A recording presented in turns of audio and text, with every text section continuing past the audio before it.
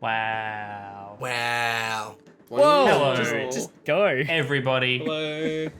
Whoa! Ladies and gentlemen, everybody watching, thank you very, very much for joining us for session number 7. You! We made it. go. RLPD. The watch. The We're uphill here. battle. It's been... We've missed some days. We've missed some weeks. Right now, I think all 5 of us are COVID-free. Is that right? To our knowledge, I think. Yeah, Yes. to our knowledge, yeah. So that's. I was that's a stressing first for a while. I've been stressing all week because everyone has had it in the nerds basically, and I'm like, excellent. I have paid money to go somewhere on the weekend. Please. I haven't gotten it yet. Please, sir. You've done well to avoid it, Beck. I did very well. Tom had it. We did not isolate at all. So the fact I didn't get it is a mystery. It's pretty. But you just gave it to everyone else. Yeah. Beck suddenly disconnects from the call. Just... That was a theory of Tom's. He was like, you might have just had it asymptomatically. And I'm like, oh, it's a good thing I kept wearing a mask then. Yeah. Yeah, it's like Yes. Jess didn't get it when I had it, but she was testing every day, wearing a mask. So. You do what you can do. Anyway, guys, did you all hear the news? I know Kai heard this. Did you all hear the news? No? Is the bird the word? The bird is very much the word, or... Yeah, everybody's heard that the bird is the word. Bird is the word. All right, guys, that's it for Importantly, tonight. the Thank you out- for joining us. But more importantly, the owlbear is the word? The owlbear is the word, guys. There's a Dungeons and Dragons. Wait, isn't there a gelatinous cube involved? There's a gelatinous cube. There's a displacer beast. There's a red and a black dragon. And I think there's a silver one as well. Yeah. Everything you'd ever need. Yep. You know God, what? I'm I've so played D&D excited. for a long time, and I've only ever encountered one Stormy. dragon. And we immediately turned around and left. Yeah. I only ever see to encounter one dragon per campaign. Like, I've never been in a campaign where they're like, there's multiple dragons. Whereas in, like, the game is called Dungeons and Dragons. I've been in plenty of plural. dungeons, but I see no dragons. Yeah. Well, what about Dragonborn? It sounds like you guys are just asking for me to throw a dragon or two into the mix. No. Yeah, well, it's got to be 2. You guys ready for Kai, that? what I'm asking you is I want you to get Chris Pine. It May may as fucking well be Get Chris Pratt and Yeah, Chris well, you know what? Pine. Chris Pratt is actually voicing all 4 dragons. Possibly the only way to make this movie look more cringe than it already does. Is for Chris Pratt to have a partner. Oh, Alright, wow. I'm on board. I'm on board. I am- Yeah. Look, I was already seeing it day 1. Now I'm seeing it like first session day 1. Like, I am very much not keen for the Dragons, Dungeons and Dragons movie. I think it's utterly Reese? unnecessary. Reese, I'll go with you to the movie. oh, thanks, Reese, Beck. Thanks. I'll go with you to the movie. Oh, thanks, Lachlan. Chris, are you coming with us? No. Oh. Chris and I are actually going to come. We're going to sit 2 rows further back, and we're going to talk shit the entire film. We're going You to know bring what? a whole wad of fucking paper and plastic straws and just spitball you the whole time. Dungeons and Chris Pratt, please. That's the new show. Astral That's a Madness. That's good the new one. show. That's Dungeons and Chris Pratt. Let's go. Oh. Man, What do you know, guys think? I'm probably Have not you guys even seen going to the go trailer? this. The first Yeah. thing, hey, Yeah. Flippy Guy 4, in fact. Hey, oh, Flippy Whoa. Go. What did you do to the Welcome other on 3? That's a good name. The first thing that like I saw for the Dungeons and Dragons movie was the little like preview window thing that was playing at some convention. I don't even know which convention it was. San Diego Comic Con, right? Oh, was it that's Comic-Con? what it's. Yeah, Okay. because that's happening right now. Hey. That's why the trailer dropped. Right. Yeah. Yeah. And it was the cringiest slow motion. It looked like terrible cosplay, and that just set the tone for me. And Because you sent that, and I'm like, what the fuck is this? Because it's filmed like a YouTube D&D show. yeah, And I'm exactly. Literally like Critical Role. That's exactly. And it's that's exactly that, I was or like, it's- oh, they've now made a TV show with these actors playing D&D, and I'm like, is that what it is? Because I don't know, like something about that rubs me the wrong way. And Dude, then I thought it was Biting a into reality our, TV okay, show slice of or our like pie. sort of like a MasterChef sort of thing where it's like, here's your contestants. Yeah. Chris Pine. yeah, right. Like I'm finding the video that Kye linked us, and then I'll find the trailer as well. Yeah. Because then I watched the trailer and I'm like, the trailer's a bit like, but like, all right, whatever. It's a movie, right? Like, it looks like a movie. And then I've watched the trailer about 4 times today, and I'm like, okay, all right, well, I'm Watched sorry. it. Starting to I grow watched on you. it once, and I watched it like through speakers. I'm now just I brought it up. I'm watching it. It's I we're yeah. having So it. for those of you It's who in it. are out of the loop, in chat, there is a D&D movie coming out, and the trailer for it dropped today. And Chris and I are both, I think, on the side of the fence where we are not impressed, Yeah, not not keen. thrilled. Whereas the others are, I think, more. In my opinion, they're being too generous. I'm just All right, sorry, question. So the scene where the black dragon, or I don't know what type of dragon it is, that flies over, and it's spewing out not fire, but it's spewing out some black shit. What is that? Is that So in D&D? it's supposed to be acid, right? Because depending on the dragon's color determines its breath weapon. So black dragons usually fire acid. Fire acid. Yeah, fire acid. Yeah, it's literal flame acid. So like your red dragons, they'll shoot fire. Black dragons do acid. Just In the hitting back tabs. of a Volkswagen in the 60s at fucking Woodstock. Yeah. Yeah. And then like other dragons do other things as well. And then like depending on what color they are, they also determines whether like they shoot in a cone or in a straight line. Oh, okay. Yeah. All right, let me just. Interesting. I failed typing dungeons 3 times, and then YouTube was just like, "Did you mean this?" And I'm like, "Yes." Hey, buddy, you Yes. want to No. take the reins So here? I looked it up on YouTube. I literally just went DND movie. I typed in Dungarinos. I was like, Dungarinos and Daggons. That's what they should have called it. That would have been a more apt title for the style of film they're going for. Yeah. Yeah. Look, it's got Justice Smith in it. I'm just keen for the Justice Smith hype. All right. I don't know who Justice Smith is.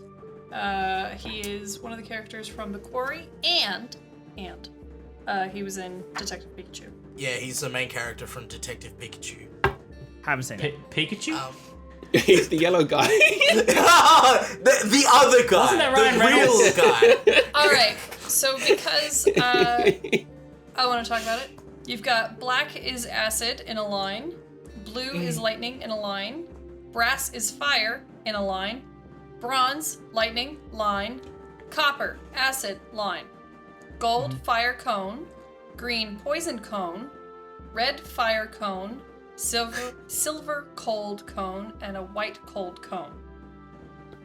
Right. I And those just are the dragon imagine types. someone Yeah, that's coming just in dumb. as Bex reading off that list and being like, "What are they talking? What is about? happening? Yeah. Fire Ice cream. line cone? What? They sound The like, code is sounds like the activation code for a sleeper agent. Like, yeah. someone's just gone, Bro, Flippy Guy 4 is activated. He's, so someone's eyes just roll back into their head and they've decided they have to kill JFK. must find body of Stalin. Like, Oh my god. Special Agent So- Blueberry Johnson. So you know how we were talking before Oh, about that's how good. like nerd stuff is like sports to other people? So Yeah. the D&D movie is number 2 trending on YouTube, and number 1 is some soccer highlights from Yeah. Yeah, that's about right. D&D, the new sports. Yeah. the new sports. I don't know. My problem with it is it just perpetuates the the childish vibe that non D&D people will be getting, right? So there's a lot of people that will be seeing this movie directly or indirectly that have never played Dungeons and Dragons, whether that's like parents or friends or anything else, and it's just going to give the vibe that the whole thing is one big joke, which is what rubs me the wrong way about the vibe that they seem to be going for. Yeah, you're right. D&D's pretty serious. I have dark vision, Yeah. by the way. I just want to make that known. Yeah. Gotta get that in Dark there. vision. Also, We haven't even started playing yet. Chris, Yeah. sorry, you're right. Are you an orphan? I'm an orphan. Are you an orphan, Dad? You're Reese is an all orphan. Everyone's We're all characters orphans. here are orphans. Everyone's an because orphan. D&D Everyone is has so dark vision. and serious. My fucking dark and parents were moody. killed by spoon I'm dragons. sorry, Lachlan. and I'm You had neutral breakfast evil. with your mum. Sure did. Your dad got you a job. Nepotism. It's a Opposite fossil. of an orphan. I like. Set the line, everyone drink. I'm an I orphan. would just really appreciate how defensive Kye got at the everyone's an orphan. He's like, All no, of you you're had, not. If all of you had submitted tragic orphan backstories, I would have immediately rejected all of them and told you to start again. Yeah, see, mine got through right. because it wasn't tragic. I was just like, I am an So, orphan. But I'm raised by the church. Yeah. Just putting in my notes that Kye hates orphans. Yeah. You heard it here first. Got Clip the it, record. Kye hates orphans. If you're an orphan, Kye hates Oh you. god. You must my have God. two And parents the to bus get is on being this driven by an ride. orphan. I'd like to donate That's- some money against an orphanage. If I can. Oh. I'd donate some money Can you towards the steal money demolition from of an an orphanage? orphanage. Is that... Jesus Christ. Side note, there's now an orphanage tonight. You guys You know also- that? Yeah, in a you just- story. And it's a drug den. It's We're gonna walk through the doors, and You gotta Kai's get gonna there, make yeah. one of the little orphans walk up and go, "Master Skywalker, there's too many of them. What are we going to do?" Shut the doors behind us. Oh. And if you Boy, guys howdy. don't kill him, I'll just have him start shanking you. So Kai, I have a serious question for you. Oh boy. What do you hate more, orphans or the Dungeons and Dragons movie that's coming out next year? Ooh. Are there any orphans in the movie? Oh! I mean, obviously, all the characters are going to be orphans. Probably. As their backstory. So. Yeah. Is there an orphan dragon that shoots orphans in a line? God damn it, Batman. Open their mouth orphan and dragon. children come spewing out. Oh no, that is horrible. Sounds like something from That The is- Witcher. This is the orphan dragon. He spits out orphans. He both makes, eats, and creates orphans. Yeah, that's where all the fucking characters' backstories come from. They were just spewed out of a dragon. A dragon killed my parents and then kidnapped me to use as part of his breath weapon. Wow, that's a pretty fucked up I dragon. think, Yeah. actually, unironically, I think Lachlan's last character's backstory was that both of his parents were killed by a dragon, weren't they? Yeah, absolutely. Wasn't that your last character? No, that was you guys had made that as the dramatic. So that wasn't the backstory for my character, but you guys were like, yeah, your parents were killed by spoon dragons. Yeah, that was you! And That was you that said It that! was absolutely you that said that. You were totally playing like not Jon Snow, but kind of Jon Snow, and like Spoon every dragons. single time we're in character, it's like we're at the tavern, and it's like, you know, g'day, fucking patrons, what can I get you? And you would be like, my parents were killed by Yeah, because leading into Placeholder Kai's point, 13, D&D is a thank you. serious and dark game. Welcome on in. So obviously, it's not allowed to be lighthearted and fun and appeal to children. We were like, oh, you know, he's not eating anything on his plate. I wonder if it has something to do with his parents. And he picked up a spoon. Oh no. He's like, my parents were killed by spoons. Oh, So Good time. Oh. That is going to make no Oh. sense to anyone else who's just come in. But Yeah. anyway, we're Yeah. ripping Telling Kai old absolutely D&D against the stories D&D don't movie. make sense to anybody. Like, yeah. they're Yeah. always so niche that no one else. So- no one so- else gets. So we're saying is the D&D movie should just be fragments of random scenes of different parties doing different random Yeah. things, and then be like, No, yeah, that's what no. D&D is. Yeah. Kai, We should- Kai said we he should doesn't jump think in. it should have been made at all. We should jump in, 2/3 of the way through a quest line. So, Placeholder 13, thank you like, for the legitimate- sub and the follow. Yeah. Yeah. Placeholder 13. Thank you so much. Yeah, but then the movie should also never finish because no one ever finishes a campaign. So Yeah, it should That's end in a true. TPK. You know what? If this film ends in a TPK, I forgive. I take everything I said Oh. back. What if instead of ending in a TPK, Sequels. it ends in literally these guys sitting around a table playing this game. And that's how ridiculous it is. That'll be worse. No, than that is being like- a dream. Yeah, Alright, I woke so- up and it's being a dream, or I closed the book and that's the end of that chapter. Yeah, right. So the thing is, right? I'm not offended about the movie, and I'm like, I actually really want to go see it, right? After watching it several times today and talking about it, I'm like, I really want to see it. The thing that I'm gonna be very, the thing that I'm gonna hate is the marketing for this movie, right? I'm gonna hate that there is gonna be like a one shot of all the actors playing with fucking old mate from Critical Role. Just to advertise the movie. Oh, we're gonna be playing as our characters, and we've been playing D&D for 20 years. I didn't know what it was until I got cast in this movie. That's gonna be cringy. See, I would have liked to have seen like actors who actually enjoy D&D before being cast in the film. So like, I'm wondering if Chris Pine has actually played it. I wonder if Michelle Rodriguez has actually played it, because there's other actors out there that have played it. So like Vin Diesel is a massive fan of the game. Yeah.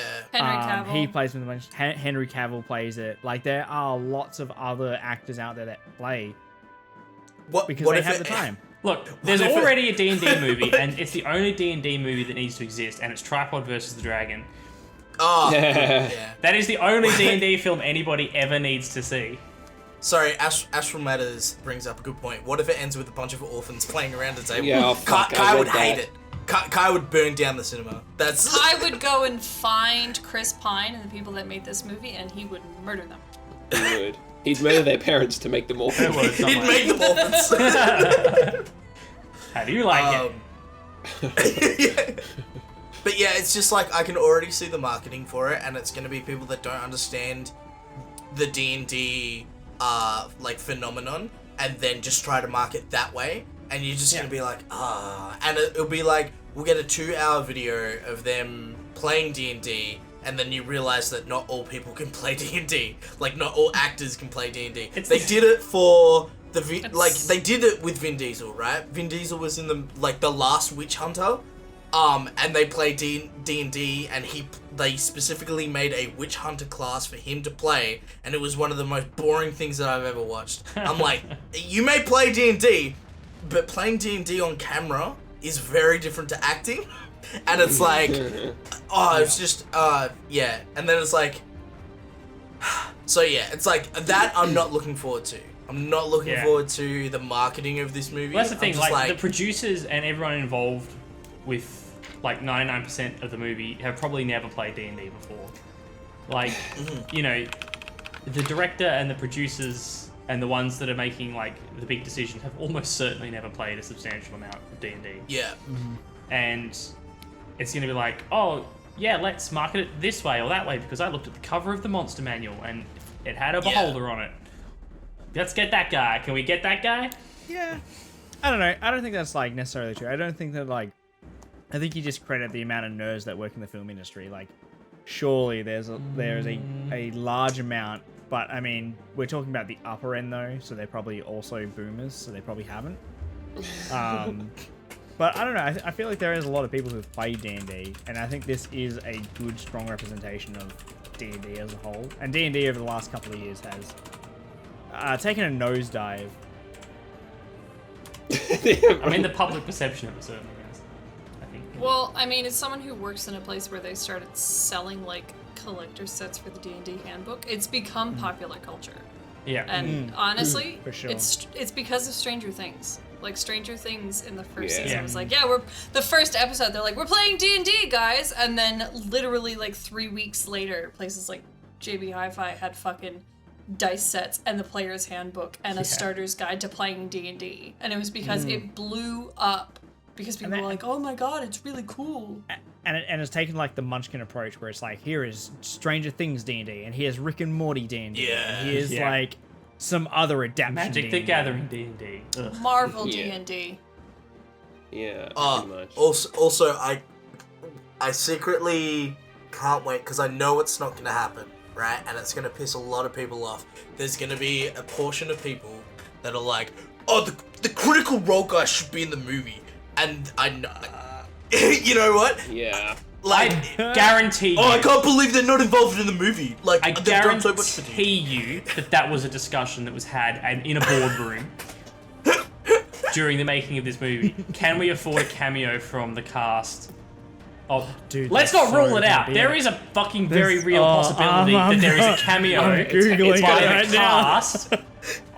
Let's hang on. Let's not. Oh no, we just announced this. We're going to have manifested it. There is going to be a spoiled cameo. the movie.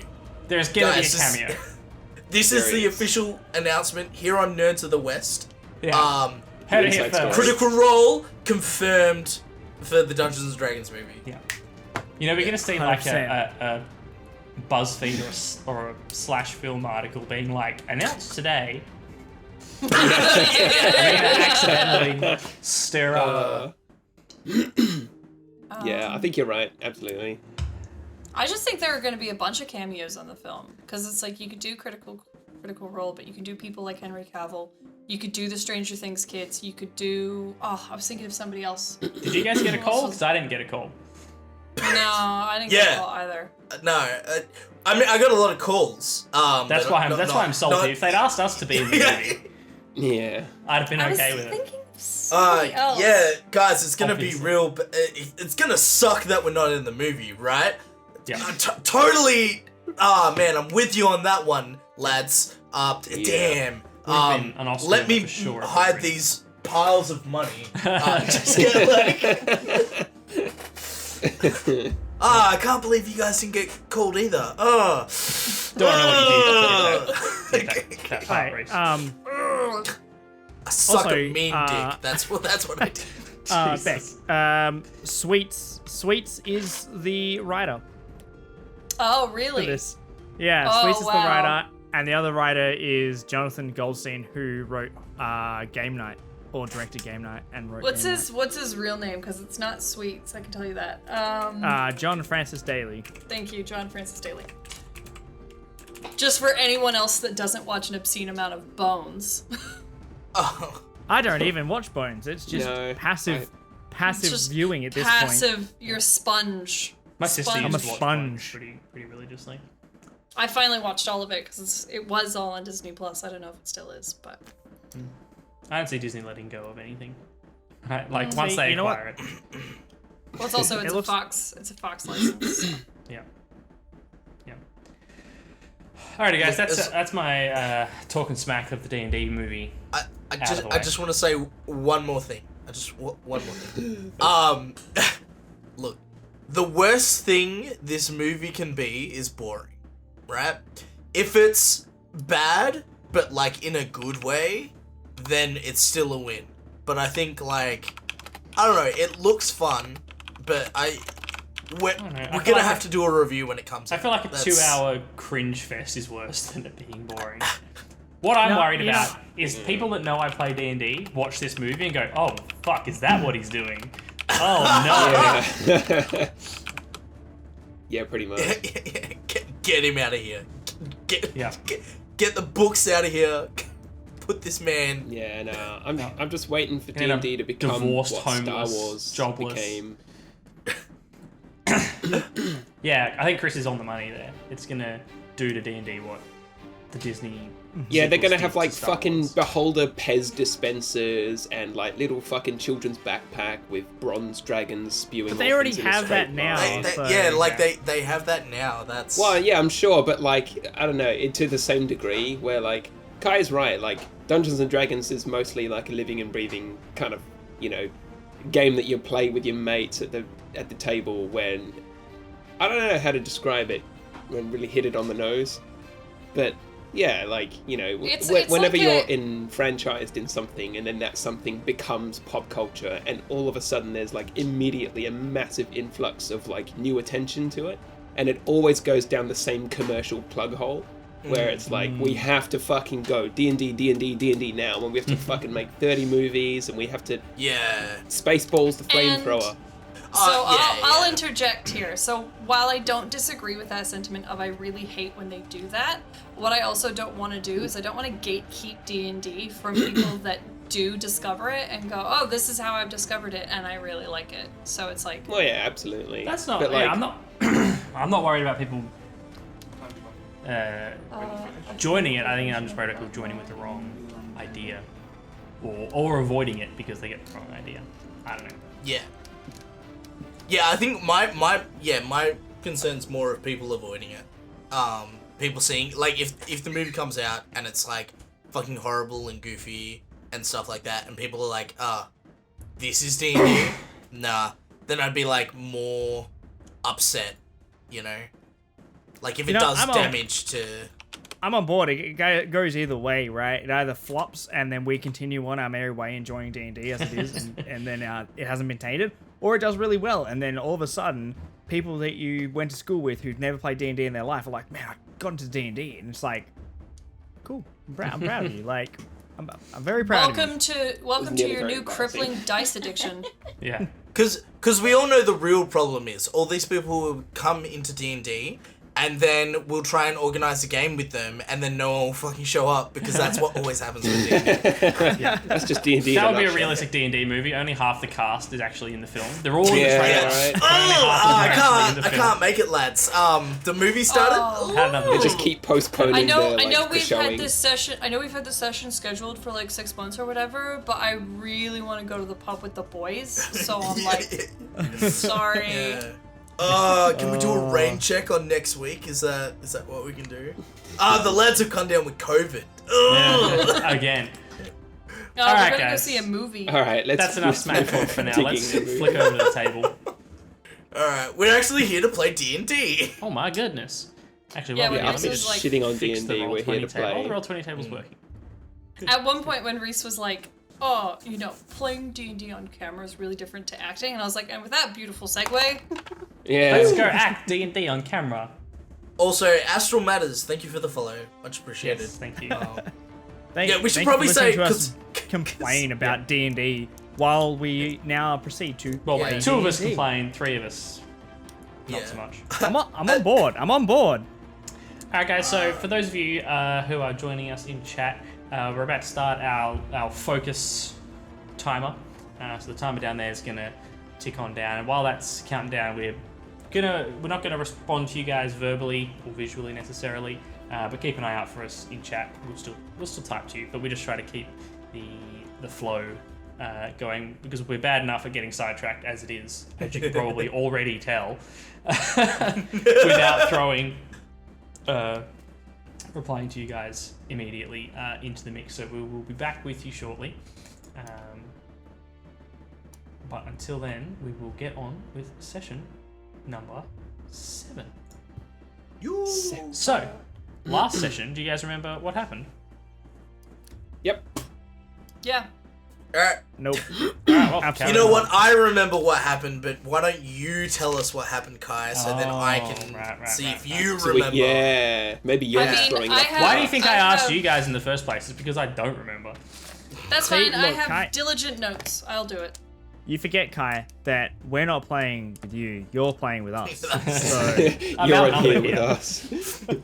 Yeah, you're stuck in here with us. That's. Alrighty. no laughing. Oh, Rosie's in there. Alright. I'm gonna do all of it because I just remembered last week and it was Oh my fucking God, shambles.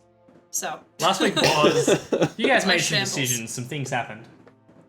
alright. So, we started last week by, we were in a little gnomish tavern trying to have a chat with Timothy, the Yes. assistant for one murdered bourgeois who is a scientist working with electricity. Ooh. Ooh.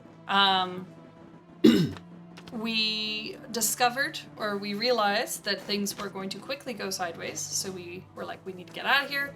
We were taking Tim with us, and as we walked out, we were, I'm not going to say ambushed, because they did it really slowly, by a few ne'er-do-well gnomes and a crossbow smuggler by the name of Pauline. That's what I have for his name anyway. Yep. We for lack of a better word, murdered them. That we did. I prefer the term self-defense. It was self-defense, but as we discovered, you should be able to choose to do non-lethal damage. Yes! Like you self-defense with extreme prejudice. Yeah. I self-defended myself to make sure they would never have to make me self-defend myself ever again. And I That's- attempted to self-defend myself so they couldn't run away, and instead I cut the major artery in a man's thigh. Yeah, and he couldn't So- run away because he died. Yeah, you I can't run away exploded some when guys. we discovered that one cannot escape when you're dead. So, forward thinking. We learn that Gabriel knows how to speak Fusillan because it turns out he's a dirty What are you talking about? Fusillan. I was just improvising. Yeah. I wasn't Gloss We definitely- over at the end there. No, not only did we find out that he was Facilin, he was like shifting all of the blame and any questions towards him towards Rosie, Yeah. and no one interjected him to prevent him from being like, look over there, there's nothing to. So Chris is a dirty gun. Is all I'm saying. Lachlan, wheel the board out of frame. I can see you pulling it in. Get rid of the string board, man. It's not fucking- So happening. much the red little- yarn. The red yarn. The conspiracy board. So Yeah. we. I'm trying to just catch up to where I am. So you guys had a little Murdered. confrontation in the alleyway with Pauline, Yep. who you guys actually arrested a few days ago, and Yeah. to your knowledge, he was in prison. But obviously not. Not so imprisoned anymore. So after self-defending two of them with extreme prejudice and one with mild prejudice, who's the one surviving one, you guys carried the three bodies back to the watch house in broad daylight, covered in The blood, sun was going down. It was fine. which drew a little bit of attention. And We are officers of the law. We're allowed to do that. if you saw 4 police officers carrying 3 absolutely blood-soaked corpses through the street, I hope you'd be alarmed. We were also plainclothed. You were. We That's were true. not in uniform. That's true. You were in plain clothes. That's true. They didn't know we were cops. We were Which- just common thugs. Don't know if that makes sense. No, up until we then took them into the guardhouse, put them down on the table, explained to our sergeant, and we're like, hey, these guys were some bad guys, and they jumped us. Which then, a innocent bystander opens the door and goes, there's some crazy people walking down the street with some corpses, and sees us and goes, Oh no. and then leaves. So true. Captain Noble and Sergeant Chaplin gave you a little bit of a dressing down for that, and upon the realization that Pauline is in fact Facilin, you were urged to keep everything hush-hush for now because they didn't want to cause an international incident Sorry. with members of the Rolands Landing Polis Defence killing Facilin citizens / soldiers / whatever this guy was. Well, if they weren't committing crimes in our city, they would not be dead. Like that's. Simples. You then also discovered 2 amulets on each of the gnomish assailants, which looked similar to that of the Gelf Darkarth followers that you guys had encountered previously of a broken anvil, but these ones had the addition of a golden hammer on the sigil as well, which was new to you guys. And one of them also used the phrase "We are his hammer" during the fight as well. You guys were given some discretionary funds. I can't remember how much money you guys got. Was it 10 gold each? Something like that, yeah. Yes. 10 gold. In case you need Did I record extra it? resources or equipment for your investigations. And Let's go shopping. Captain Noble put you guys on the case of digging in deeper to just what the heck is going on before announcing anything or reporting anything publicly, considering I don't know how deep this thing goes. Goes all the way to the top. All the way up. I'm pretty sure it was 10 gold each. Yes, I think All that right, was. cool. I've written it down. Gold. Our I didn't want to reward. interject. after that, you guys went Yeah. to Rosie's house and had some conversations. And I was forced to reveal my deep, dark backstory. Indeed, by Gabriel, because the original question was, "Hey Gabriel, why do you speak Facilin, the language of the country that we are like borderline on war with, at war with?" And you very deftly deflected that to digging into Rosie's past somehow. Yeah. So all you got out I of did Gabriel well, was didn't that I? he actually grew up on a farm outside of Facilla, not outside Rolands Landing, as he previously implied. But we got a whole lot of information about Rosie and her history in the... I would also like to point out, I actually did attempt to only tell a part of it, and then Gabriel was like, "No, tell us more." I was like, "Fine, I'll just..." More. Tell me more. So we learned about Rosie's time in the underworld of the city. And time... For anyone wondering, prolific thief, many years, hate humans, Keiko. Good thing I'm not a human, and that Gabriel is a Facilin human. That's a double negative. They As- cancel. As far as I remember, Gabriel's the only human in the party, so... But he's from a different city now, so it's okay. Yeah. yeah, true. Which is where we left you guys last session, was after these, or midway through. I don't know how much more of these chats you guys have got in you. Late at night, currently in Rosie's we're currently- house. Yeah, we're currently sitting around my kitchen table. Yeah, sitting around the table debriefing from a pretty stressful day. So, that, take it away, party. Anyway, enough about me. I don't know what I was gonna say. Gabriel, Well, enough about you're doing Rosie's a lot of- backstory. You're doing a lot of deflecting here. And you say that you're Facilin, which is a little bit sus, if I must add. Just out of character, it has been 2 weeks since we last played, so I don't exactly know where the conversation Let me paused see. at, but I'll just do my best. It was basically after Rosie's backstory. I think as much that all you really revealed was that while, yes, you did grow up on a farm outside the city, that city was actually Facilla, not Roland. So I was, I think that's about as much as you got out. So what I wrote down in relation to your backstory was grew up on a Fusillan farm, and then Pauline threatened to murder us, but he basically admitted we'd laid down our lives, because I think we asked the question, someone asked the question of what were you talking to Pauline about, because we actually didn't understand that. Yeah. Right. Okay. Back in character. What was the question?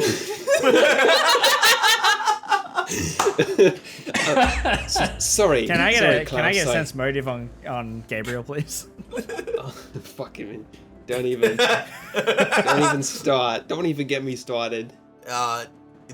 Is this where we find out Gabriel's actually got dark vision all along? Is this? That's the biggest lie. The He's not biggest actually a secret. human, he's an elf. I've got extra dark vision. He just wears a beanie to cover the tops of his ears. So Yeah.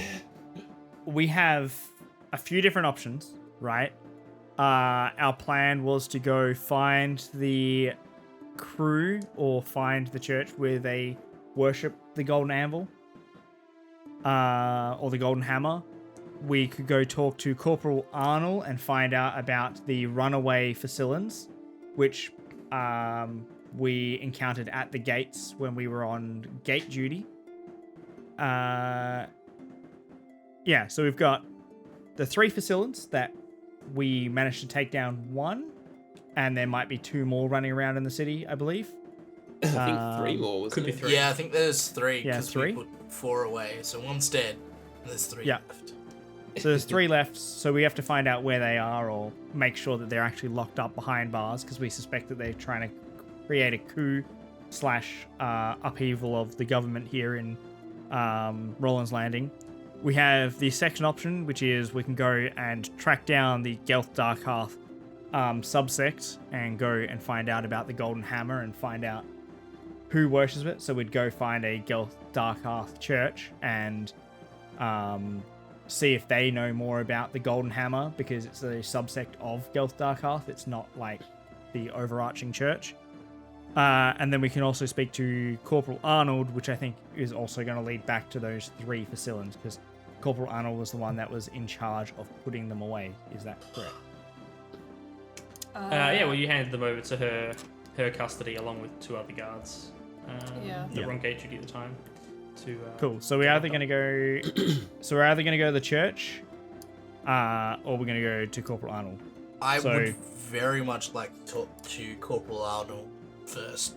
Yeah, I think the pressing issue here is that we need to go talk to Corporal Arnold, since there's possibly 3 facilities that are not locked up. Sergeant, what's his name? Chaplain? Boris Chaplain. Sergeant Chaplain. Sergeant Chaplain said that he wasn't 100% sure that the facilities that were locked away are still locked away. So we should probably talk to Corporal Arnold and confirm that they are still behind bars at the gate keep. Yeah, that's a good idea. And then after that, we'll go see the Church of Gelth Darkar. Yeah, I was thinking that would be our next step, because we also need to investigate the phrase "we are his hammer," because they kept saying that, and it must mean something. Well, here's my concern, right? If Corporal Arnold isn't involved, she could be a target for putting the facilities away. You know, like we were attacked by them. I don't know, Gabriel, did bloody old mate make Pauline. it clear? Yeah, did Pauline make it clear that he was there specifically for us? No, well, Pauline essentially just said that he wanted Tim and that we had better hand him over, and I basically just told him that no, we weren't going to, and that we were willing to lay down our lives to protect him. But now that Tim's theoretically gone and safe, thanks to, who was it, Badger, I believe, Brisfina? Yeah. I don't exactly know what their motivations are from here.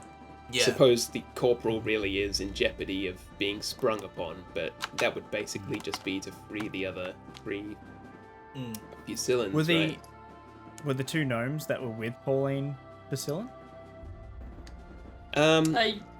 No, I don't think so, because I tried to warn one of the gnomes to, stop fighting us, and they didn't respond. So Fair enough. they didn't know the language. Yeah, whenever you heard either of those 2 speak, it was in common, so... Fair enough. Well, we should wash up, which I think was what we were doing anyway in between. And you then, guys attempted to clean off all the blood, Yeah. of which there was a considerable amount. Yeah. Oh yeah. We just left in your washroom, by the way. we can either head out tonight and go see Corporal Arnold, or we get a night's rest and we go see her first thing in the morning. If they aren't behind bars, then they're already running around, and if they are behind bars, they'll be there in the morning. What's a couple of hours for some shut-eye? I don't know. The time now is not particularly late. If we're on a tight schedule, Yeah, does anyone even know where Corporal Arnold lives?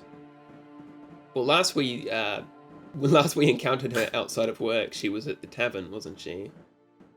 I mean, we could go to the tavern. No, that was... No. I think that was Captain... Just Oh, yeah. Yeah. Just Alright, yeah. might be. Yeah. So I when think you asked about Arnold, when you were at the watch house, Sergeant Chaplain told you that she had the night off, but didn't give you much more of an indication than that as to where she might be. Yeah, she could literally be anywhere in the city. So I don't think it's wise to be knocking on every door to go. Hey, Well, we is know Corporal she'll- Arnold here?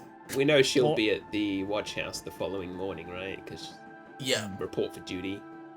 I mean, Yeah, for this, wouldn't the Temple of Gelth Darkarth be open? Aren't temples a 24-hour thing? Wouldn't it make more sense to go investigate that side first, and then we'll go find Corporal Arnold in the morning? I mean, technically,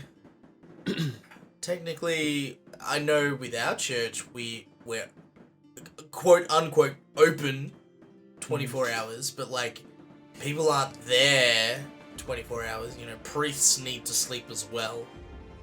Yeah. Perfect time to be sneaky. And I'm pretty sure it is like dark out as well because we stepped outside and we had to use dark vision to confront Pauline. Did we? No, Did we? that was still late afternoon. It is now dark. The sun has set in the time it has taken for you to, have your conversations at the watch house. Go to It's a Rosie's good place, thing we have dark and vision have then, the following because it is now conversations. dark. So it is. The sun has now set. Yep, you do. But it is still,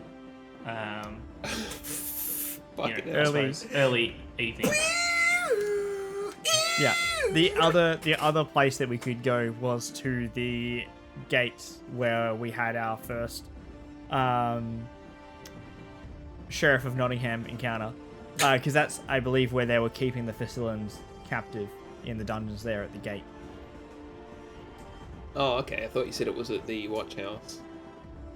Yeah, because we. No, because I think that we had the encounter at the carts, and then Corporal Yeah, and Arnold then- stepped in, and then they took him aside, and they locked him away at the gate then and there, because they have like cells Surely, there. surely they would have been moved in the 24 hours.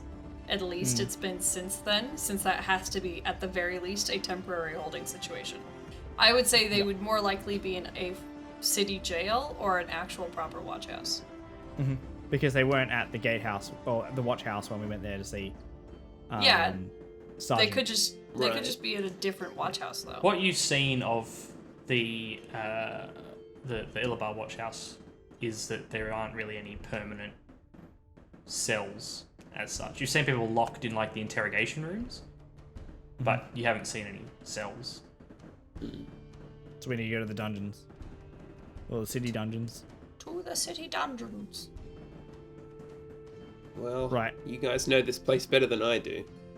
Yeah, Are we you going to go filthy to the Facilin. dungeons and check that the Facilans are there, or are we going to go see the Church of Gelth Darkhearth?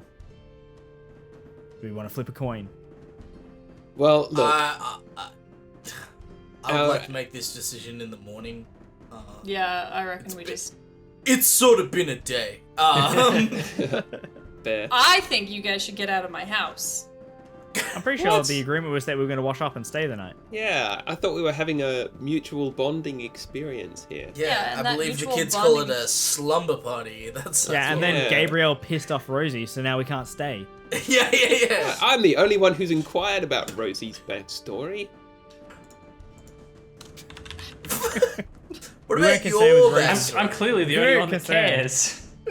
Yeah, right? That's why I'm misdirection. asking. Oh, yes. Look, I see. if you guys don't want to go home, fine. Whatever. You're welcome to stay the night. Feel free to try and make space for yourself on the 2 couches I have. 2 couches? Fuck, that's luxe.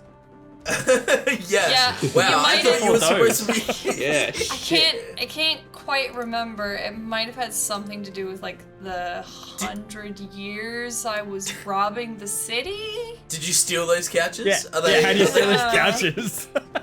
yeah.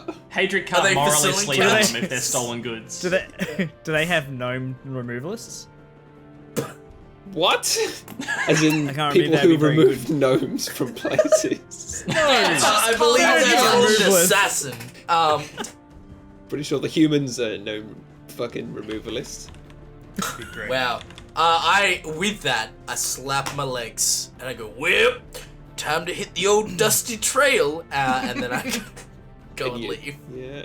Yeah, I think I will Bless. bid you guys a good night and head home. Well, I suppose you don't want a filthy human fusilin in your house, Look, Rosie, so I'll... You've yet to absolutely burn every bridge with me. If you want to stay the night, you can. But I just don't have a bed for you to sleep in. That's What about your okay. bed, Rosie? I've slept on worse. No, I don't have a bed. Yeah, Sorry. it's a count. Weren't you listening? I just imagine me and Lachlan have left, and Chris gets to the door, puts a hand up, and he's like, well, I guess you don't want the likes of me staying in your house. It's like Donkey from I Shrek. guess I'll start to Yeah. walk back to my room. Yeah. Yep. It's been My dark. cold room. Oh, it's so far away. Takes a And step then out the he door, goes, stops, and looks over Yep, his shoulder. and shoos him out immediately. Yeah. Get out. Closes the door behind. Don't Yep, let the fuck door up. hit you on the way out. I don't want ass prints on my door. Slam. Look, the couches aren't even human-sized couches. Yeah. Yeah, little gnome couches. Everyone's legs Well- hanging off. Yeah. Rosie, I just want you to know that I'm thankful for the hospitality, and yeah, I'm sorry to hear what you've told us today. Do you It sounds- remember? Do you remember my backstory, Chris? Yeah, I read it, and you Okay. told us. That's true. I did tell you. Yeah, about your fucking literal entire lifetime of prejudice and unfair treatment. Yeah, and it was. It's a like, bit depressing. It's a bit depressing. So, Yeah, it's a bit depressing, Governor. With that, That's you fine. guys say your goodnights and begin making your way back to your accommodations throughout the city. Klaus going back home, I imagine. Yes. With Wait, his you have mum. parents? I'm heading back to my family house. Hadrian back to the accommodations at the temple. Yep. To the orphanage / temple. And Gabriel to the room that he's rented in the city. All of you are pretty much asleep as soon as your head hits the hay, unless you had any other plans for the evening. It's been a big day. A lot's gone down, a lot you need to kind of digest. You know, potential international incidents to worry about now. You're sort of starting to wonder, what you get yourself into? You're like 3 or 4 days into your watch career. And Not things even are a week already into the far job. more serious than you ever expected. Yeah, shit's hitting the fan. And with those thoughts, each of you drifts to sleep and wake up early morning, rested, recuperated, and Nice. with the benefits of a long rest. Hey. No Hooray! secret We love long nighttime rest. missions here. Heyo. So unless any of you have anything particular you want to do in the morning, I'll assume you will meet back at the watch house. Yeah, meet back at the watch house. Yeah. I want to get there nice and early, like half hour before our shift begins. Okay. Why do you want to get there so early, Chris? It sounds like something a Fusilin would do. Yeah. Got some loose ends you'd like to tie up? Got some evidence to hide. Huh? Some gnomes you'd like to remove? So the three of you arrive, and the watch house has been burnt to the ground. Oh! So Gabriel, you rock up before anybody else. And Fusilins. are you heading inside, eh? Yeah, I'll How head can in. we head inside? No, Gabriel. It's not burned to the ground.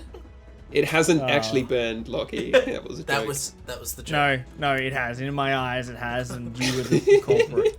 The door turned into a jar. That's. It's a gelatinous cube. Hey, there So- you go. That's whimsy. It was actually a mimic the whole time.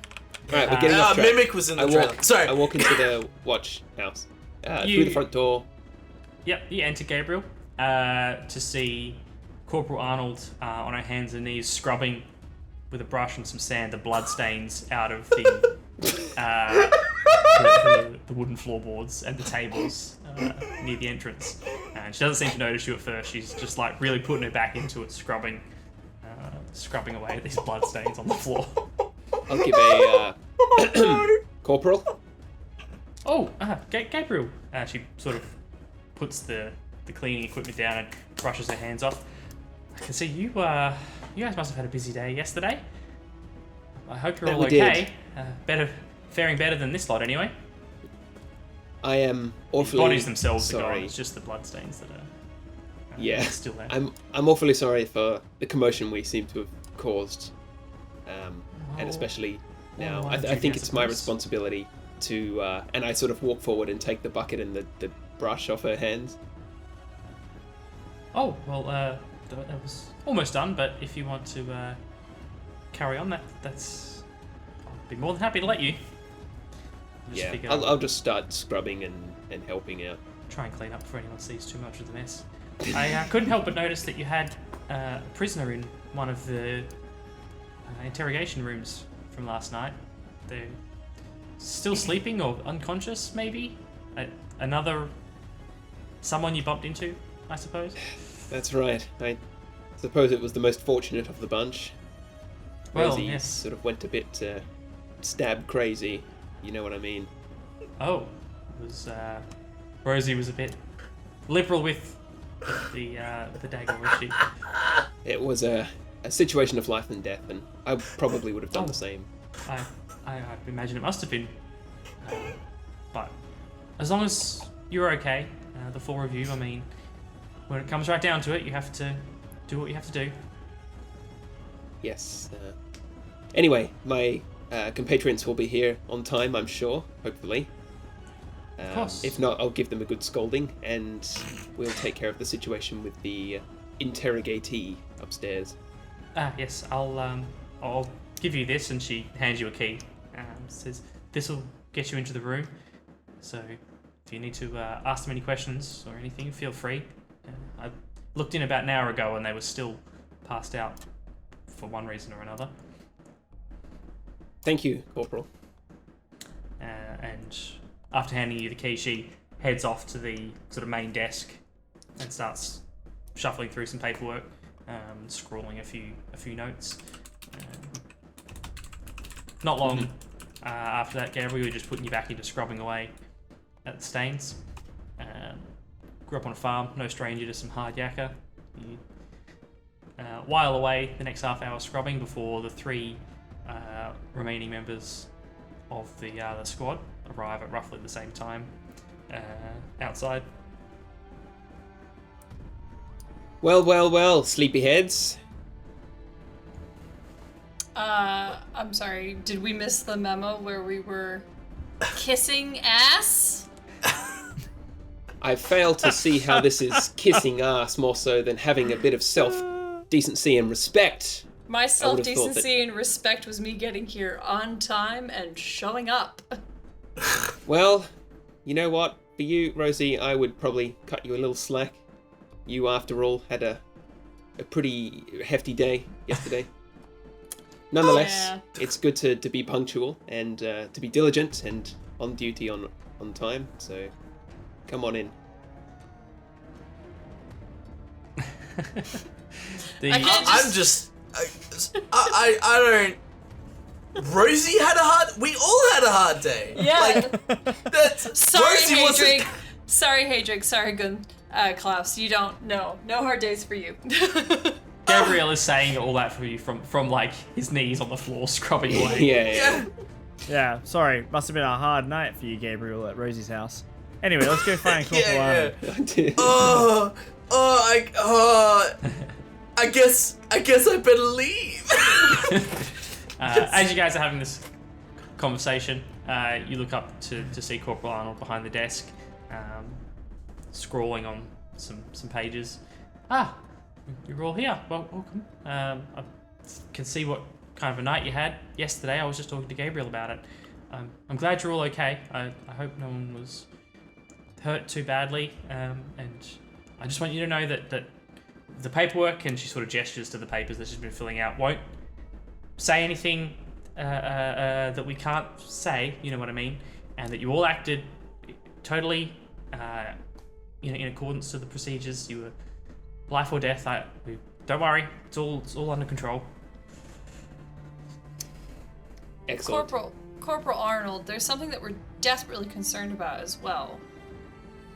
Just because one of the men that attacked us was a gentleman that should have been in the dungeons. He's one of the men that we arrested coming into the city the other day. One of the group from last night, you mean? Yeah, the one that I accidentally murdered. She looks kind of concerned for a minute. Why? I don't understand. I mean, they should all be locked up. Were the others any other members of that group? We're not sure. Pauline, who was the ringleader of the group, was himself a human and 2 gnomes. But we just wanted to check with you to see if the other 3 Facilans were still behind bars. We have no way of confirming it, but we suspect that they might be on the loose. Would you be able to show us where they are or where they've been kept? Well, they were taken to the tower after we processed them. I took them there myself. We signed them in. They should all have been under lock and key. They've been broken out by these gnomes. That's it. Lock it in. Add it to the string board. Well, there's some luck there because we have a gnome upstairs in the interrogation room, ready for these prying questions. I'm sure the corporal's a very busy woman. Oh, well, I've just got to write these reports, make sure that we'll come out squeaky clean. Don't worry, nothing wrong with just making sure the story checks out, you know. Can I have a look at one of those reports? Sure, she sort of scrambles together a few pretty disorganized looking pages and hands them over to you. Mm-hmm. Scrawled, pretty poor handwriting. You get the gist that she's trying to rewrite the same kind of paragraph over and over again. There's a lot of crossings out and corrections. But the gist of it is that while in the course of duty, the group of constables of the Illabar Watch House were accosted in the streets and acting to defend themselves and other citizens, unfortunately, were forced to stop the assailants with extreme prejudice. Necessary force. It seems like she's working her way through corrections and trying to come up with the best sounding version. Sure. Alright. Thank you. Then I hand it back. No problem. If you think of anything you want to add, feel free to let me know. I'll probably need to get all your signatures once it's all said and done, but no hurry. Okay. I feel like there's so many questions I need to ask, and I have no idea what those questions are. That's good stuff. We're gonna It's stand frustrating. up and put the bucket and the brush sort of away behind the counter. I've finished. Dust myself off. Okay, I'm headed upstairs to the interrogation room. If any of you idiots want to join me, then feel free. What's Wow. with the hostility this morning, Gabriel? I'm just gonna. Nothing You in okay? particular. I'm just gonna ask Corporal Arnold one more question before we go upstairs. Corporal Arnold, who else helped you escort the prisoners to the tower, or was it just you on your own? Oh no, the two watchmen that we had we borrowed from the Segajan watch house helped me escort them over. The two gentlemen that were on watch before you relieved them, we've been spread a bit thin, as you well know, and we borrowed a couple of constables from the Segajan watch house, and they came with me as the muscle, so to speak, as we escorted them to the tower. Can I perform an insight check Yeah, absolutely. on Miss Arnold? Just to see if she's just telling the truth. It's almost a sense motive, but not quite, you know? Yeah, I was gonna say that there's surely a term for this. Lie detector, I think, is what they usually say. Dark vision. Yes, It's bust dark out the vision. lie It's detector. I can see to the darkest pits of her soul. Okay. So I detected 13. 13 on your insight. As far as you can tell, she sounds like she's telling the truth. She's kind of got that nervous energy that she sort of always feels like she has. She's always lying. She definitely seems worried about the fact that someone, may have gotten loose, I suppose. All right. Okay, cool. Let's go. Let's interview the one surviving gnome. It's a good thing we have one surviving gnome and not the ringleader. Let's go. Bold We'll of just you guys have- to assume the gnome's still alive. Let's it's just keep fucking dead bringing up up there. the fact that all of her compatriots are dead and hope that scares her into telling the truth. You guys enter the room and Gabriel's just standing over her with a blood-soaked dagger already. Yeah. She was You wouldn't resisting. believe what I found buried in her chest. She came right at me. You all saw it. So Gabriel, I imagine, is leading the way to the interrogation room. Yeah, I'll closely lead the way followed by upstairs. the other three of you. sort of stomp on every stair as I ascend the staircase. You make as much of a racket as you can. Gabriel, why were you here so early today? What do you mean, why was I here so early? I'm always early. Are you? Of course. I mean, to be fair, I wouldn't know because I'm always just on time. Well, there you go. See, I suppose it has something to do with a lack of discipline on your part. Anyway. All right, you two. Let's go talk to this gnome and let's quit our bickering. We don't have time for this. We possibly have 3 facilities on the run, and you guys are heckling each other. Let's go talk to this gnome. Blame Gabriel. He's testy this morning. I don't get it. Testy. I strut into the room that we're familiar with the 2 interrogation cells. Opening the door connected. with the key that the corporal gave you. You cruise on in with a certain air of what's the right word? Confidence, arrogance. Yeah, and sort of pretty much just arrogance. As you it's- enter, laying on the table in the interrogation room, which previously had the chair on one side and the 2 on the other that you used previously, the surviving gnome from last night's altercation is laying sort of half curled in sort of the fetal position, just breathing deeply. Seems to be unconscious. Well, since it's no secret that I'm not in a good mood this morning, perhaps one of you, more patient of you, would like to do this interview. I have no charisma, but I'm willing to give it a go. I have charisma. You're very charismatic, Hadrig. Yeah, I'm a paladin. I got the charisma. Hello. Good morning. With your loud chipper voice, you get a sort of small twitch almost, and a sort of murmur from the table, but the figure doesn't seem to wake. I'm gonna bang on the table. That's a good idea. You know what? You do that. Yep. Can I sit down at the chair opposite him? Yep, Klaus sits down as Gabriel pounds on the table, which after a moment seems to bring the figure on the table. Sort of eyes flicker open. He goes to sit up before wincing in pain as the sort of hastily tied bandages around her midsection. You can still consider it a dried blood on there. And as she goes to sit up, she winces in pain and sort of lays back down on the table. I just want to kind of tug on Hadric's tunic. Just a little bit. Yes. Hadric, Yes. it could be worth healing her a bit more, because I think she's still a smidge injured.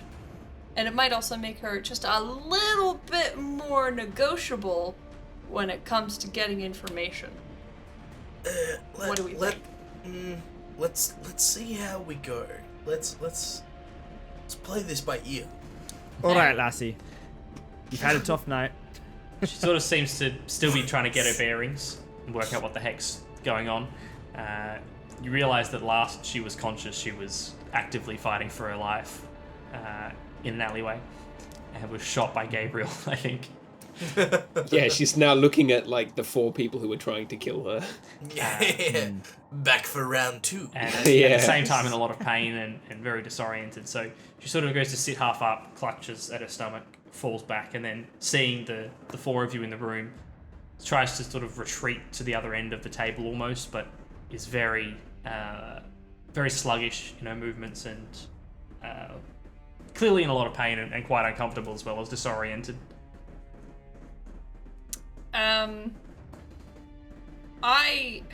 This is gonna sound counterintuitive. I angrily leave the room. Right. And I am going to go find the first aid kit that this watch house must have. Should have. Sure. Rosie stomps out of the room without saying anything to the 3 of you. All right, I tried to. lass. I know you've had a tough night, but we have some questions. Look at me. look at me. The quicker you answer our questions, the quicker we can get you back out of here. We can heal you, we can feed you, we can get you anything that you need, but you have to help us before we can help you. She sort of glares at you from under her brows. What did you do?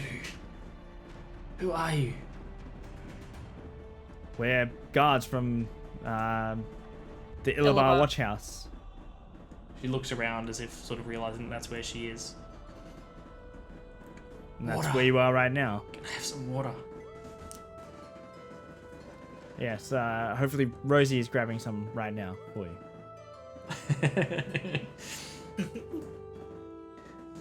She But just what were sort you of doing last starts- night Starts trying to sit up. with that man?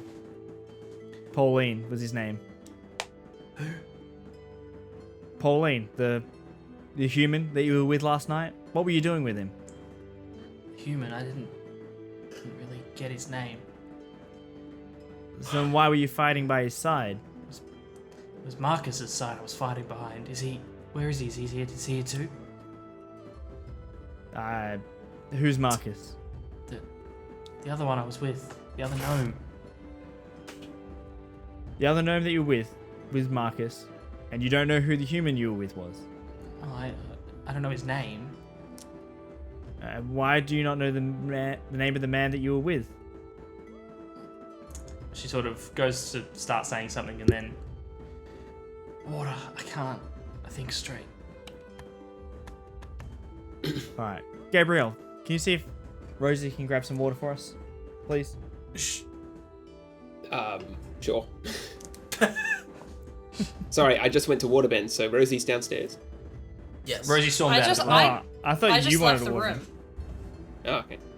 I'm just gonna head to the threshold of the door. Just have a quick look around, see where Rosie went, and then I'll just kind of consign and be like, you know what? I'll just get it myself.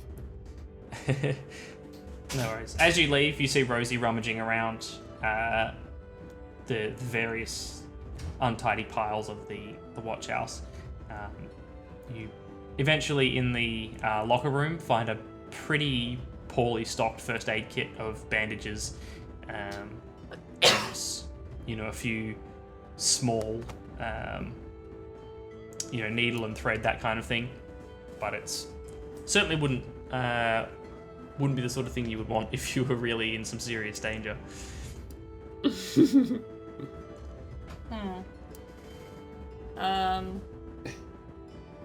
I look at the young dwarf. We know the young dwarf's name. The young gnome's name No. No. from last night. What is your name, miss? Does it matter? Am I leaving here alive? Oh, of course you will. We're simple guards. We're not here to hurt you in any way. Why does everyone who we bring in here thinks we're gonna kill them? That's Why does Yeah. everybody we attack think that we're just gonna kill them? She looks False, down they at the kind attacked of us first. at the blood-soaked rags around her stomach as you say that. It's Michelle. Michelle. Nice to meet you, Michelle. You look pretty banged up. Can you tell me what exactly happened? What you remember? Anything? Best I can make out, someone shot me. Why would someone want to shoot you, Michelle? You have to ask the guy with the bow. Oh, I've already spoken to the man with the bow, and he's given me a pretty clear image as to why he would want to shoot someone. But more the questions are for you, unfortunately, as to why you attacked the four guards from the watch. I don't know anything about the watch. We weren't told anything about you guys being the watch. And who told you that you were meeting someone, or that you were going to be attacking someone? About this time, Rosie gets back to the room with the meager first aid kit, and Gabriel, you've been able to rustle up a water skin. Yeah, I was gonna say I burst into the room with the first aid kit. Yeah.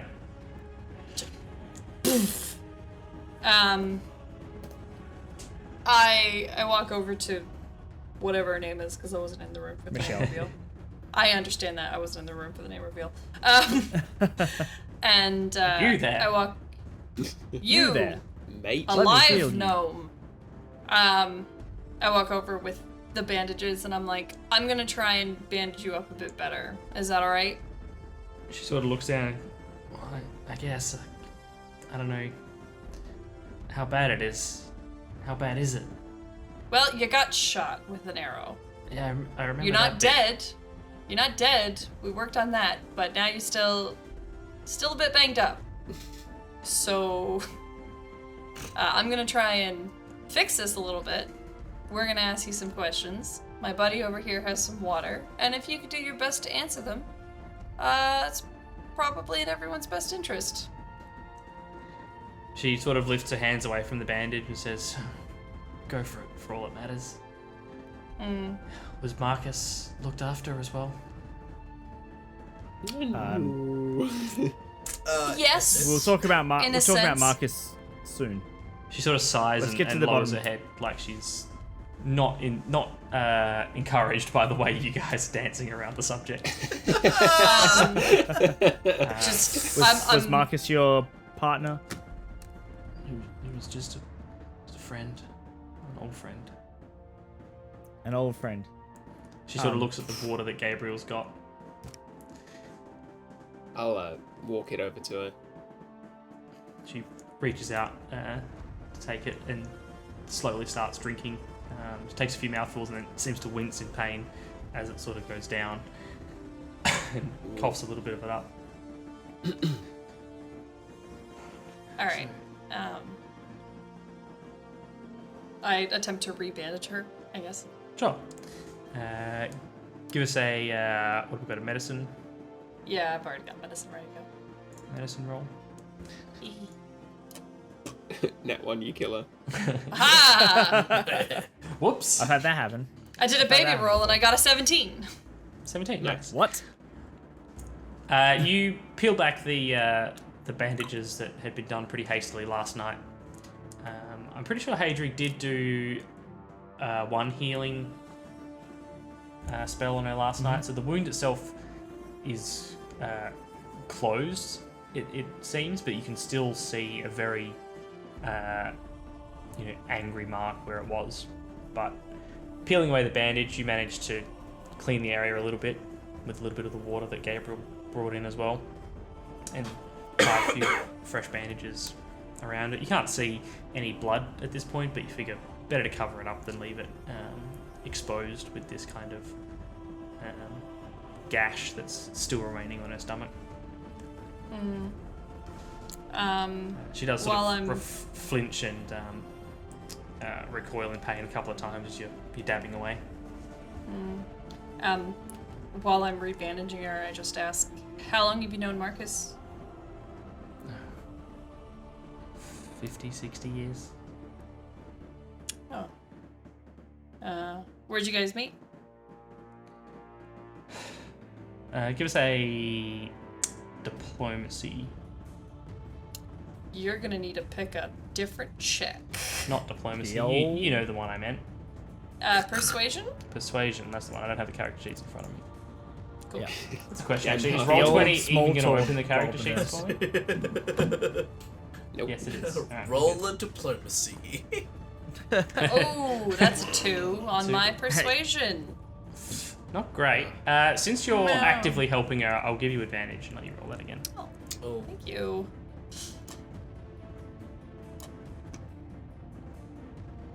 Five. Not Hey, much better. Guess what? I have negative to charisma. She's like, you know what? I hate nurses. My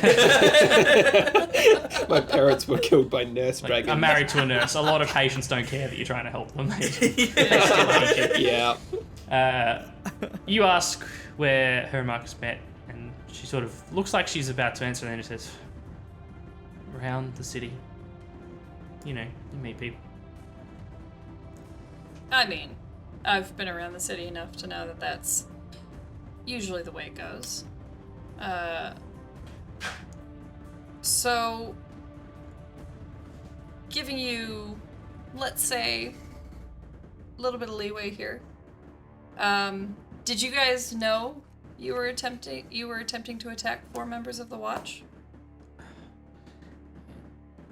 She sort of looks around and takes stock again of who's in the room, and wasn't any of you that we were told we had to get? It was Tim, the other gnome. And were you told why? Not really, no. We only get told what we need to know.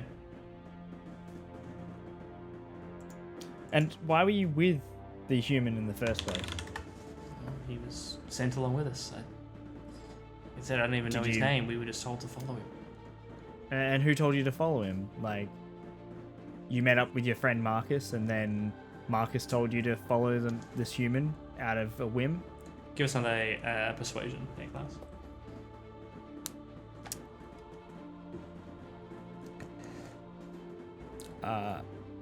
That is a 10. Why should I tell you the details? What's in it for me? I'm probably just gonna rot in a cell if I even get to leave this watch house alive. I mean, if you do, the more you help us, the more that we can help you. If you don't want to answer our questions, then we're gonna leave this room. We'll leave you in here, and we'll go and do our investigation until we find out our own answers, and come back with those answers. Or you could just tell us what we need to know, and we can let you out, and we can help you. So it's a little bit now, or it's a long time later. What would you prefer? We're not trying to be the bad guys here. Probably dead anyway. If they think I talked to you, probably doesn't matter whether I did or not. And who's they? The church. The hammer? She sort of shakes her head. Where is Hammer? She seems to be kind of trying to reconcile something to herself. Now, we know about your sigil, but you're not of any Gelth Darkhearth church that we know of. Where is your sect from? Most of the worshippers of Gelf don't get it. They think he's just some champion for the gnomes, but they don't really understand that he calls for revenge. We need to take this city back one way or the other. That's what we are there for. And I mean, correct me if I'm wrong, Michelle, but I am no human. But you were working with a human to take the city back from the humans, I assume?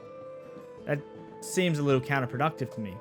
Well, I knew enough to know that he wasn't someone from Rolands Landing. And the enemy of my enemy. Were there any more of these men that were not from Rolands Landing? Not that I saw. Did you meet him at the church? Where does your sect meet? Is there a specific Gelth Darkhearth church? Persuasion again for me, unless you want to use a different tactic. Nah, persuasion sounds good. Ooh, good roll. 20. 20. It's the big Darkhearth church in the Burrows, but most of the people who go there, they don't, like I said, they don't get it. They think they can just go there a couple of times a week, donate a few copper, and somehow magically Gelf will deliver the city to them or make things better for the gnomes. But it's not how it works. Gelf can help us, but we need to help ourselves at the same time. And we of Darkhearth's Hammer, we'll do what we must, and he'll help us. It doesn't matter what happens to me or to Marcus, to any one person. We will keep operating as Darkhearth demands us to, until we take back what's ours. It's pretty convincing, actually. Yep. I'm not sure if it's like I'm for the cause or if I'm like, I'm like kind of on the fence. I'm like, it's a noble cause, but I think you're going about it the wrong way. I don't think violence is the means to achieve what you want.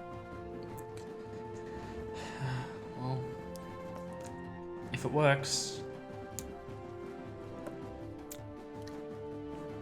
All right. Adrian, I think- Rosie, do you guys have anything else you want to ask Michelle? Well, I think we've pretty much got it. She doesn't know who the human that was with her is. They were just there to get Tim. This all started at the Gelth Darkhearth Temple, and that's pretty much. And they had no idea that we were watch members, so they really got themselves in a whale of trouble. Well, we weren't in uniform, so it's an easy Yeah, mistake to make. it's an easy mistake to That's make. true. One final question, I guess. Was your goal to kill Tim or just to capture Tim? Either. Capture him for preference, but I guess it makes sense they were worried he'd talk to you lot, so... Okay. And why did they want him in the first place? Like, what has he done wrong? I don't know. We were told that he'd killed somebody. There you go. All right. I think I've learned everything I need to. I have a question. How many non-gnome people are seen around the church? No. Not many. By nature, it's not somewhere humans would usually choose to hang out. Mm-hmm. Not just humans, anyone who's come to their city after it was settled aren't really welcome in those parts, as you might imagine. Sure. Have you seen Yeah, any it's- humans around there in the last few weeks, though? I mean, not in the church itself. The man that we were sent with, it was unusual to see him in the church, but when we were told that he was with us, that's all we needed to know.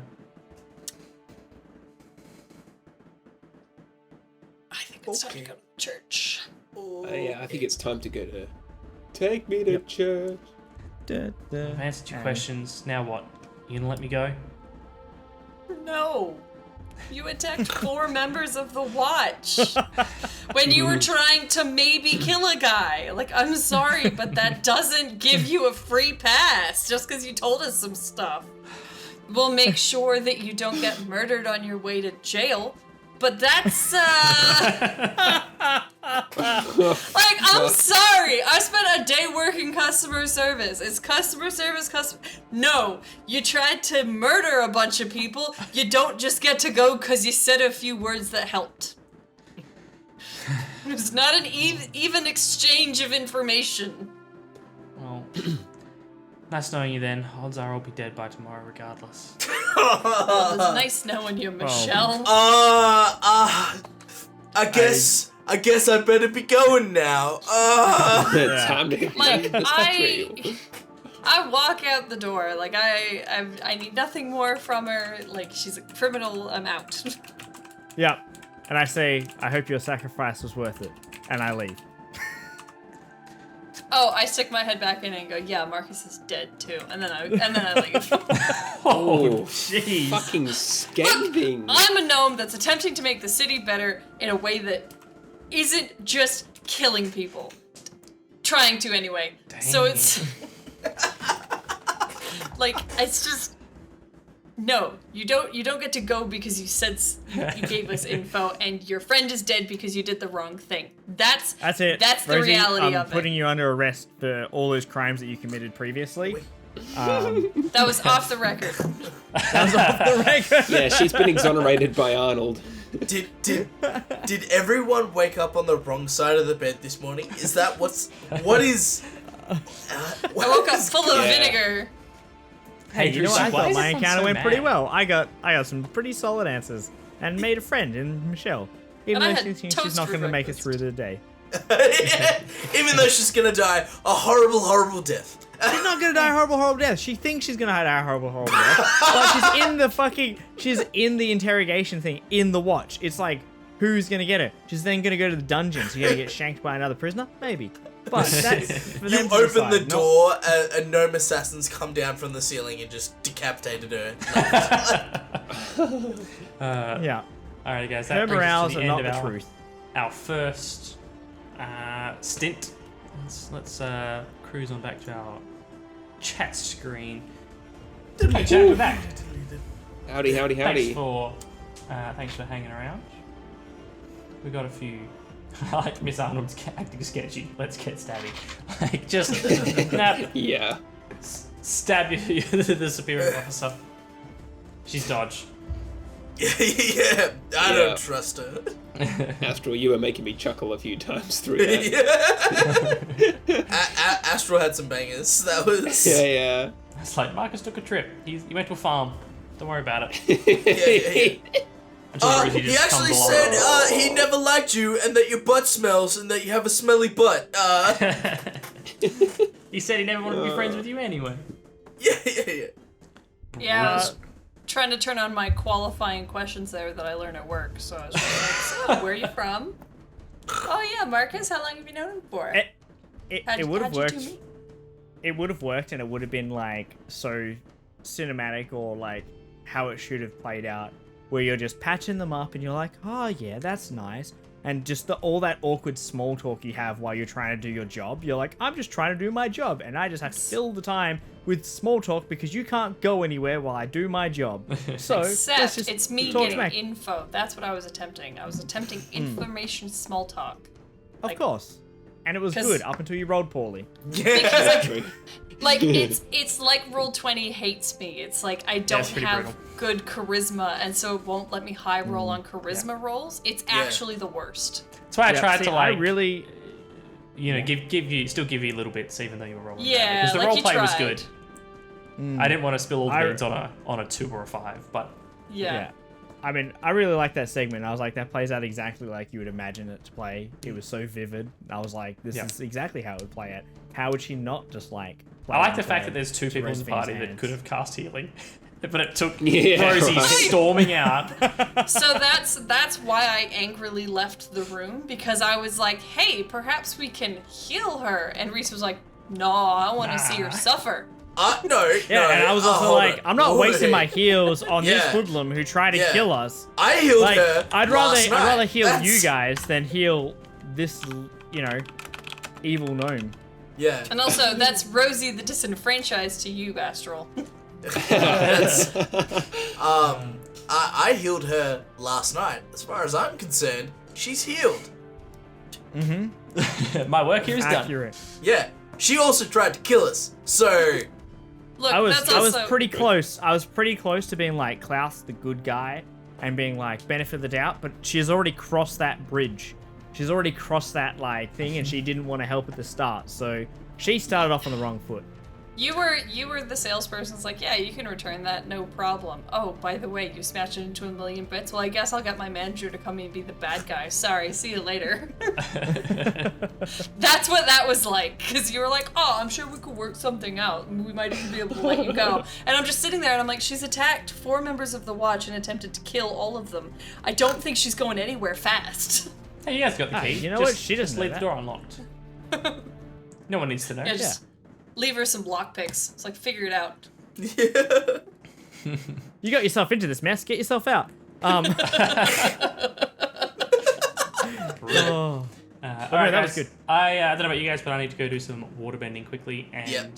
get a Definitely. fresh drink. So everyone hanging out in Sounds chat, good. take this as an opportunity for you to go grab a drink, grab a snack, have a bathroom break, and we will be back very shortly to finish our second stint of the evening. You. Back soon. See you in a bit. Bye. We're back. The waterbending is complete. The snacks and drinks have been restocked. What are you guys drinking today? Yep. Good old H2O. I am drinking cordial. I'm drinking Hey. water out of a Guinness pint. Nice. I will have a coffee in just a moment. I had a coffee before we started. What did you have And earlier? I I feel saw you like- drinking something earlier, Lucky. Oh, I was drinking Recorder League Uh, because we got some Recorder League blueberry lemon. Because like that could be cool. Because I haven't had Recorder League in a while and haven't had that flavor either. And then we got it and we was like, yeah, it's okay. I would have. Yeah. Oh, blasphemy. I remember you introduced me to that. That's because Recorder League is just So lolly good. water. Yeah, Well, and yeah, then Recorderly fucking got for rid sure. of their winter cider flavor, and then they immediately went downhill. Oh, yeah, I remember the Yeah, that winter one was flavor one. That was good. what's going on, 'Cause Curve? you used to- Welcome on in. You used to be Hey. able to drink it hot or cold, and that's why it was like amazing. Yeah. I never tried it hot. I had it cold a couple of times. It just gives me like nostalgia memories of spaghetti. Friends, everyone, we were all like young and none of us liked beer because it was like, ew, beer's icky. Let's drink cider because Cider instead. Cider's good. I mean, cider's still good. Don't get me wrong. Yeah. Cider is good. I definitely drink a lot less cider now that I am full beer. Yeah. Oh Like- no, you've gone full beer, man. Never go full. I've gone beer. full. I've gone full beer. That we're going to a beer festival in August, and I could not be excited. more excited for it. I'm really Oh excited. yeah, I'm I drinking the forgot. last of my, I forgot. my tinny It's like- stouts. It's It's okay. I don't drink a lot. Like when I drink, I'll have a single beer, and that will be it. That'll be me. Like I'll have a pint when I'm out having lunch or something. Like, you know, it's my side drink that I have. That's all I have. I only have like one because I either have to drive or whatever. But holy heck, am I gonna have several? And I Several always beers. feel awful. Like I hate getting drunk, and I hate like Oh, man. the post drunk feelings. The state of you after last year's was freaking hilarious. It's so bad, but I've prepared myself to know that I'm going to be terrible. We got back to Lachlan's place. Lachlan was, I mean, we were both drunk, but I think Lachlan was in worse state. And we got McDonald's on the way, and we were eating at McDonald's. I had like a couple of cheeseburgers or whatever. Lachlan had a full meal, and then he handed me his chips, and he was like, "Here." Got up and went and had a spew, and I was like, "Oh, okay." And I started eating the chips. And then he came back and he was like, "Where's my chips?" I was like, "I ate them. What do you mean? You handed them to Replenish what he me lost, man. and said, 'Here you go.' I ate them, dude. They're gone." You didn't sound like you had Honestly- much of an appetite while you were chucking your guts up. Oh, hey, I need something else So to funny. I need some taste in my mouth after that. Well, you shouldn't have just handed yum, them to me yum. and said, "Here you go." Problem is, I always vomit when I drink as well because it's Always. medical I reasons. don't think I've the ever Roman encountered way. Lachlan drunk without him actually yakking it up later. It's the Yeah, Roman no, way. but you know Oh. what? It's not my fault. Bro, I will say, Frothtown last year was Year before. probably the year before. Sorry, or whenever we went was What? probably No, it was last year. Yeah, it was last year. Fuck you, Beck. It's only been a year. It's I been thought a it was hell of a delayed. No. because it was last year. It was before COVID, really. yeah. Anyway, the last time we went Or it was in a lull. was probably because like I was 28, 29, so I hadn't had like a big rowdy night out with the mates for like several years because I'm old. That's probably the rowdiest I can remember in a long time. Oh, man. Just we were animals. Oh, yeah. Just like That's silent children let loose in a playground. Like that's what we were. That was Mr. so Brightside is keen. exactly right, Curve. Well, no, because So good. the point for that, because you're talking about how you guys got home, how the rest of us got home, was we started sing-alongs on the train ride home. Hell yeah. That's how you know you've had a good time. Yeah. Like, And everybody absolute was as menaces. drunk as we were. So they would just start singing like Mr. Brightside, and then literally everyone joined in because there was a bunch of drunk 20-year-olds being like, "This is a great song, let's I go!" mean, it's a pretty great song. Let's not kid ourselves. I mean, I will say the silent disco was a trip because we were like, we've never actually been in a silent disco before. Yeah, the whole concept sucks. Goes in there, doesn't leave for 3 hours. Like, So good. So good. Alright, guys, what say we Anyway. crack on with part 2 of Alright, session sorry, 7? Let's do it. One interjection, sorry. It was April 2021, so it is There you go. actually over a year. You are right, Beck, in that It was- sense, but it's still like it definitely feels longer than it's been a year because it has been, but we always assumed that it had only been just the 1 year. Yeah, like, I'm wrong in the sense that the last one was 2021. You guys are both right. It was like 18 months ago. Meet in the middle. Well, anyway, Over to the campaign. yeah. Let's kick off. You guys So have we all- finished your interrogation of Michelle, the lone survivor of the event last night. True survivor. And you've got a couple of different leads you could choose to follow up on. I feel like the only logical conclusion is we need to Mm-hmm. head to the Temple of Gelth Darkhearth, because Yeah. at this point, we need to figure out who put these guys together, who needed to get rid of Tim, and we still need to figure out who the Hammer is. Or do we go to the tower and find out, just to confirm that the other Facilians have escaped, and then we go to the church? The The only thing reason is- why you Sorry. go, Drake. The thing is, with the church, it's gonna be very hard because I have this sneaking suspicion that they're not very friendly to anything that isn't a gnome. Yeah. From what I was gathering, it was more humans that the followers of Gelth Darkhearth are not cool with, mostly because their intentions are to take back Rolands Landing from the human. Suppose. Well, I mean, old mate Michelle just said that even Pauline was in the church at some point, and because of his ideology, they pretty much said, "Yep, that's cool. Let's enact this plan." I think so. The church is in the Burrows. It's a Gelth the Darkhearth church. There's a sect that is working with inside that church, which is the Darkhearth's Hammer, which is what they're going by. Yeah. And then the Facilians came along and have preyed upon their belief system and have recruited the Darkhearth Hammer group from that church. So Yeah.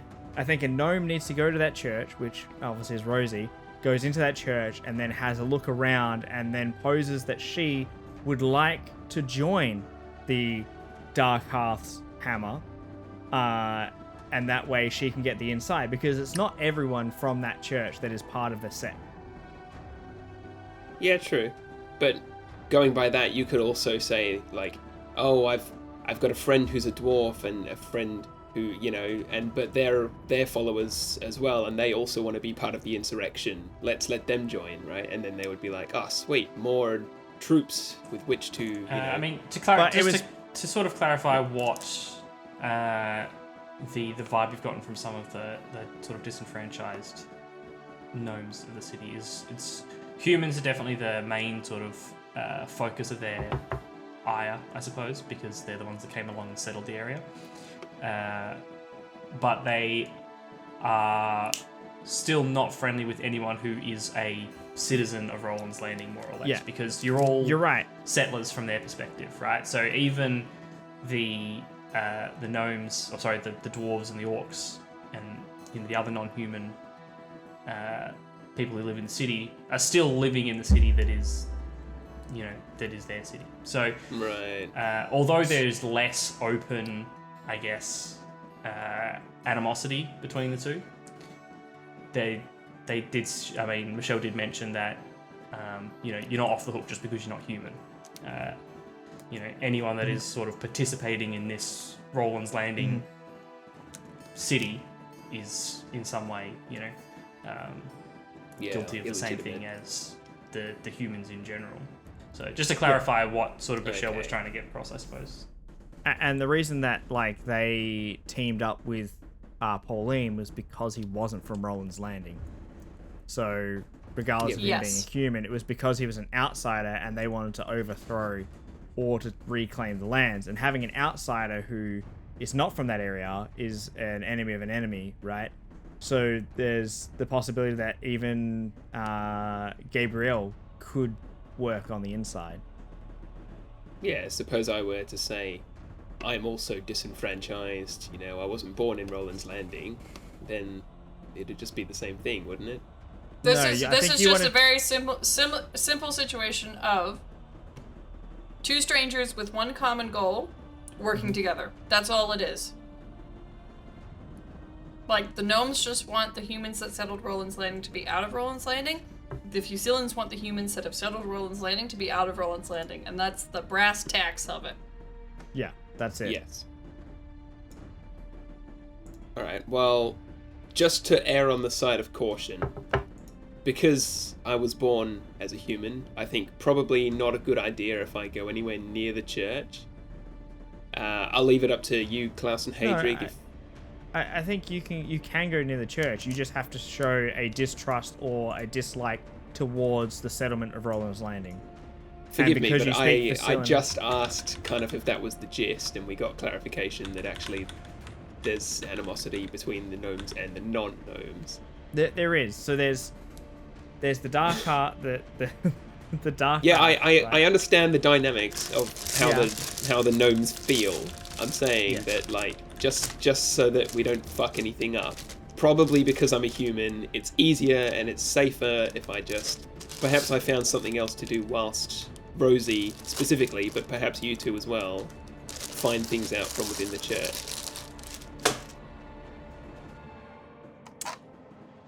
What he's saying is he doesn't want to come with us.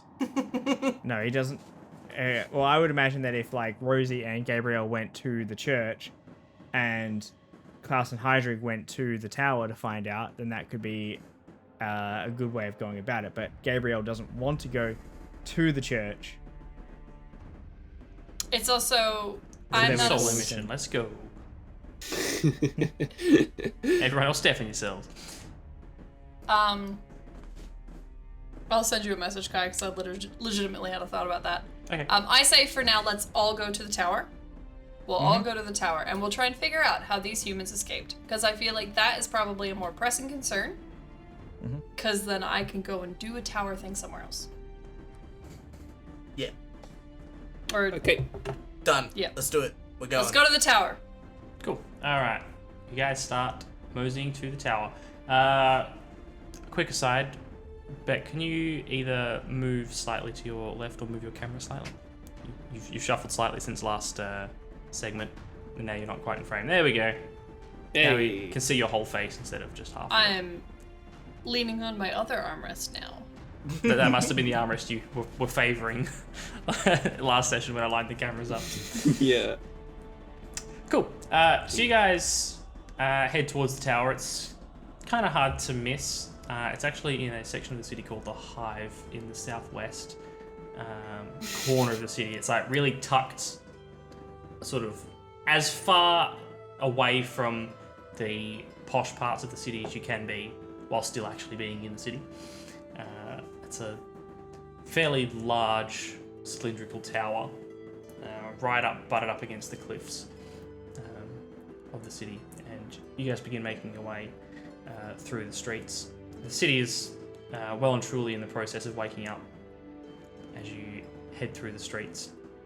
The Hive is probably the most densely, or feels like one of the most densely packed areas of the city that you've been in. The boroughs are very dense as well and sort of built on top of one another, but it feels kind of ramshackle and uncontrolled. Whereas the Hive feels like almost semi-planned, high-density living.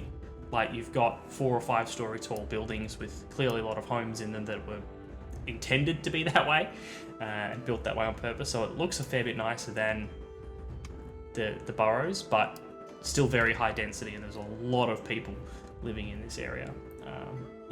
Every second crossroads there's an impromptu kind of market, people selling things from stalls set in the bottom of these residential buildings. It feels very alive, and from the other parts of the city that you guys have been spending a lot of your days in recently anyway, feels a fair bit cleaner and a fair bit, nicer, for lack of a better term, I suppose, to spend your day. People aren't giving you the same sort of dirty looks you've been getting in some of the other parts of the city when they see your watch uniforms.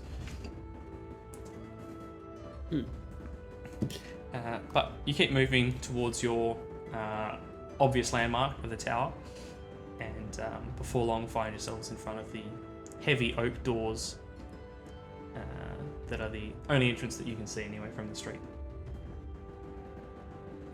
Well, Just as, I guess, I don't know, like a history check.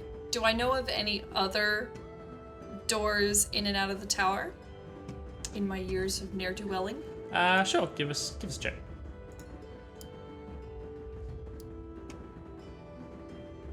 That is a 20, non-natural 20 on that history. So you've probably not been a part of anything as high profile as a prison breakout personally, but you have heard stories of there being secret ways into or out of the tower, and there's legends of people who have escaped in the past. Apparently there's tunnels and caves all through the cliffs on the north and south edges of Rolands Landing, some of which lead into the basements, the lower levels of the tower, and have been used by people to escape into the sea and things like that. But you wouldn't know the exact location. You probably couldn't walk yourself up to one with the information that you have. Yeah. Cute. But you're pretty confident that if even half the stories you've heard are true, there are probably more inconspicuous ways in and out of the tower. Easy. Well, no time like the present, and I push open the big double doors and we go inside. They are locked. Unfortunately. You go to get the doors a shove, and they kind of rattle slightly in their hinges. And a few moments later, a metal slider set at sort of human eye height in the door slides open, and a pair of sort of narrowed eyes look at the group of you standing out the front, but don't say anything. We're here from the watch. We're here to check on some prisoners. The watch is pretty broad. Which watch house are you from? We're from the Illabar watch house. Our captain was Illabar? Captain was it Justine? Jacinta. Jacinta Noble. The eyes look at you as you first say week. this, and the slider slides shut, and you can hear a kind of mumble from inside. Illabar. You from Illabar? The door slides open again. What do you want? We haven't got any of your prisoners, do we? How many people were arrested? 3. 4. Yeah, technically there should have been 4. Yeah, there should be 4 people brought in here from the other day. They were attempting to enter the city with some contraband, and they attacked the watch guards that were checking the cart. Yeah, brought in from the east gate. The door slides. The slider slides shut again, but a moment later the door is unlatched and opened, and a fairly portly-looking man. Looks like he spends a lot of his time sat behind a desk, as opposed to on the beat. Opens the door, and he sort of eyes you and goes, "Let me check the logs. Come in. Close the door behind you."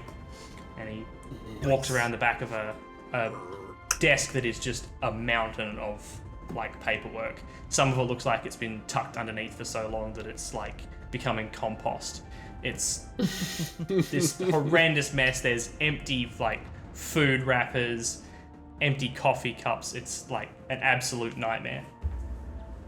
He walks his way around the back and plumps himself down into this chair that you can clearly see is molded itself to this man with the amount of hours he has spent sat in it. God. And he It's starts perfectly shaped for his voluptuous butt. he I've starts met many kind of these chairs in real life. Yeah. rummaging through these loose sheets of paper and tossing some aside. And as he's doing this, he looks up and he says, "Not seen you around before?" With something of new recruits. It's my first day. More newbies, huh? Seeing a lot of new faces around these days. I'm not sure I care for it. Coming in off the street, don't know. Assholes from their elbows, some of these new recruits. Rip. Well, I mean, not to stir the pot or anything. Don't you guys sort of need new people with old ones retiring? And dying. I wasn't gonna say that, but We get by. I'm quite happy with the way things are. As long as no one tries to change my post. That's all that matters. Getting old and inadequate to be able to run the beat. Yeah. Ain't enough chairs. You call Roll an inadequate for son. emotional damage. I could still run the pants off you if I wanted to. He holds up a piece of paper victoriously and says, here we go. Two gnomes brought in, disturbing the peace. Something about a riot. That the one? That them? No. About 24 hours earlier. Well, he sort of looks at the piles as if they're in any kind of... Oh my god. And who did you say brought them in? 12 out. It was Corporal Arnold. Corporal Dorothy Arnold. And two Bern- guards from Bernadette. the... There's no Corporal Bernadette? Dorothy Arnold. Yeah. Yeah. Why am I so obsessed with calling her the wrong name? Dorothy. You said Dorothy about 10 times now. Yeah. It's She's hard big, she's work. purple. It's just a good name. Yeah. might And then recognize two guards from the Segojan watch house as well. Right. And he goes back to kind of shuffling. He says, well, I'm Gerald anyway. Hello, Pleasure Gerald. to meet you, It's Gerald. nice to meet you, Gerald. I hope I don't see you too often. Usually means paperwork when, bunch of folks rock up here. Just do me a favor and kill him rather than arrest him, yeah? We're working on it. Yeah, I guess it'd be a real shame for us to do our jobs, eh? That way you do the my paperwork God. at the watch house and it doesn't bother me. Oh my god. Oh boy, howdy, that's a boomer alert. Yeah. Hashtag boomer. Make the corporal do the paperwork instead of him. That is terrible. That is Anyway, so good. he sort of keeps rummaging and goes, here we go. We've got some folks brought in by the Segojan watch house. Doesn't say anything about Illabar on here, but this one here says three adults brought in for smuggling. That's the one. Should be 4. Well, there's a bit. He sort of shakes the paper. There's a bit of a something's on there. I mean, it might be. It's probably Looks 4. like a bit of lettuce. Looks like a... Hold on, let me get it. He just sort of thrusts the page at you. You can see that in the it's sort of a spreadsheet almost of the persons and what they were charged with. Mm-hmm. And you can see that one half of the page, the ink's pretty badly smudged along the side of the guy. page. I've worked with people like this, and I'm get ready triggered. to go. And Yeah, with like the alright. kind of unevenness of the chicken scratching text and the smudged, it could be a 4, but I mean Gerald said 3 to start with, so maybe it's a 3. It's kind of hard to tell. Gerald, what the hell is this? Well, it's the form you asked for. Look, I know you probably wanted the stats for the Illabar Watch House, but technically there were 2 Segojan officers. I mean, I had to give them Brother, the I numbers. do not care who brought them in. What? Well, I mean, the stats are pretty important. Alright, Gerald, I'm gonna need you to shut the fuck up for like 5 Oh seconds. my god. Oh my god. Kendrick, where did this come from? You woke up on the wrong side of the bed, mister. Oh, so everyone else can be upset today, but I can't be upset. Alright, Gerald, do you understand? 4 people were supposed to be brought in. You should currently have 4 people in there.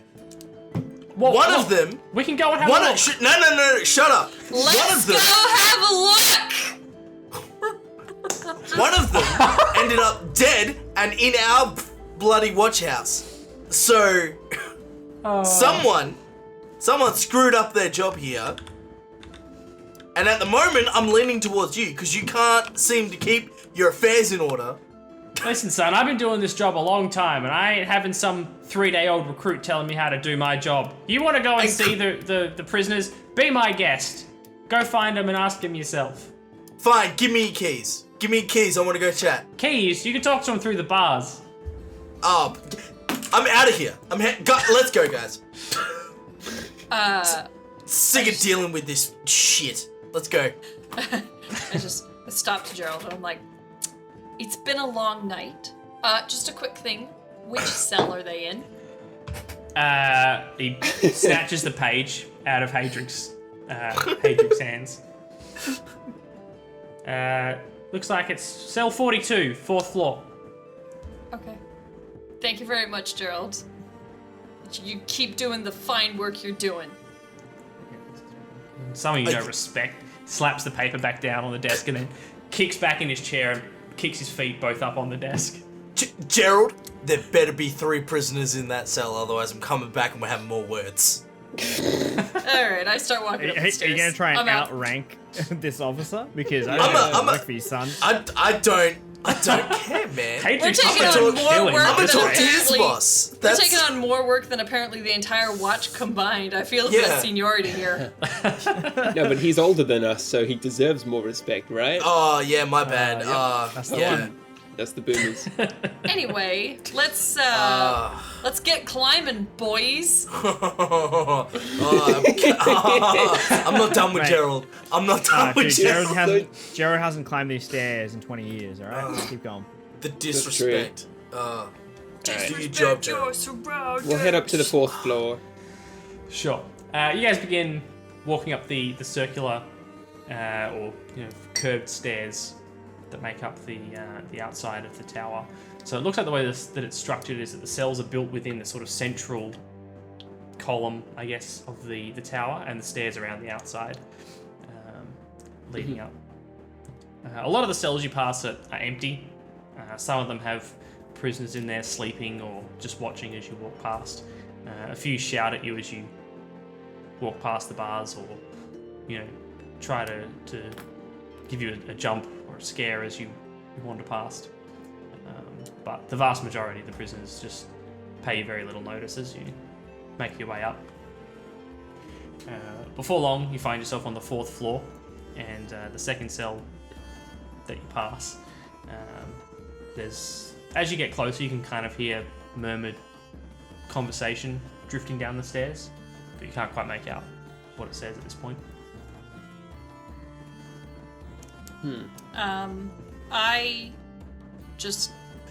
I'm gonna stop everybody. Yes. I signal for Gabriel to come down to my level. What, like down on one knee or something? Get on your knees. Yeah. And I just try and quietly whisper to him, we should try and sneak up. Like him and me, because I can sneak. Or he can sneak on his own, it's up to him. But we need to get close to the cell without them realizing we're here so we can listen into what they're talking about. And you want me to do this because I speak Fusillan? Yes. Well, you make a good logical point, but I'm not happy about this. I'm so very sorry that I am taking something from your history and getting you to use it. Ooh. Alright, I get it. Alright. Didn't Gabriel suggest that Rosie infiltrate the gnome church earlier? I'm pretty sure he did! Alright, you idiots stay back here. I've got this covered. Oh, I'ma throw you out this tower if you're not careful. Alright. Get moving. Alright, give us a stealth check first of all, Gabriel. Okay, let's do this. Bazinga, 18. 18. Nice. And give me a perception check as well while you're at it. Okay, perception check. That is coming right up as soon as I can click on the thing. And it's a 4. 4. You start sneaking your way up the stairs pretty quietly, if you do say so yourself, after the rabble of the rest of your squad have managed to quiet themselves down.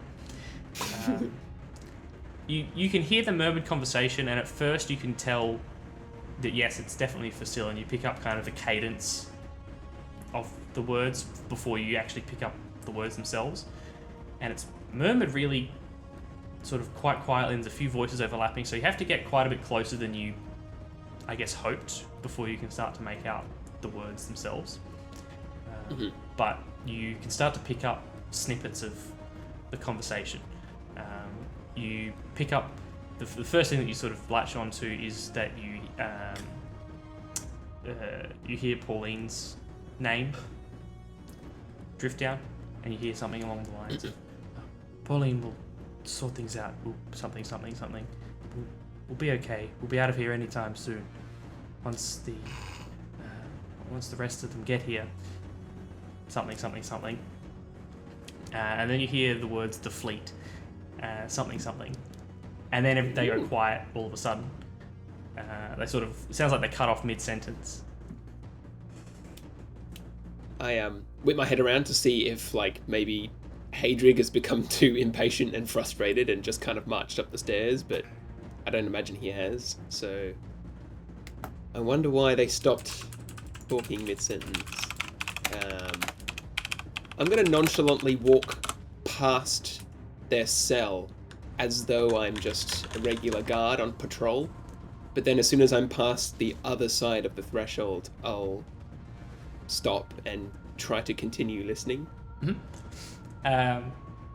You walk past. Are you sort of going to look into the cell or pay any particular attention, or? Not particularly. No. So you just kind of stroll past, trying to look as nonchalant as possible. You do catch out the sort of corner of your eye without making it too obvious that there are 3 men in the cell. And while they're not wearing the armor and things that they were when you last saw them, they do appear to be the 3 that entered with Pauline, or tried to. Roger that. Or I guess successfully entered, just ended up here. Yeah, that's true. After you've passed, you sort of pull off to the side and stop walking. Give us another perception check. Okay. Perception. Yeah, I'll just sort of make it out like I'm not there anymore. 13. Yep. So you put your back to the next wall and stop and start to listen. And you do catch from the cell someone say, "Have you seen that guard before?" And then out of the blue, someone reaches through the cell bars behind you and grabs your shoulder, like quite hard, and you whip around and see a man dressed in tattered rags in the cell behind you. And with his hand on his chest, he says, "You got a smoke?" Get your hands off me, filth. Hey, I need a smoke. Have you got a smoke? Anything, a rollie, anything. You're not in here to smoke, you're in here to do time. Now, go on, buzz off. No, what about a light? Have you got a light? I'm just gonna sort of like threateningly and menacingly grip my longbow. And make a sort of a jeering kind of gesture. No smoke for Noonan. You're all the same. Watch. And he sort of mumbles his way back into the sort of darkness of his cell, into one of the corners, shooting you these glares the whole time. After his murmuring sort of dies down, it doesn't sound like the folks in the cell are picking up their conversation again. Okay. I'm going to just kind of strut back past the cell towards the rest of the group. Mm-hmm. As you walk past, you again try not to pay too much attention into the cell in question, but you, again, at the corner of your eye, just see the 3 of them all sort of standing or sitting quite still as you walk past, like they're clearly taking note of you wandering past. Okay. I head back to the guys. All right. Hello.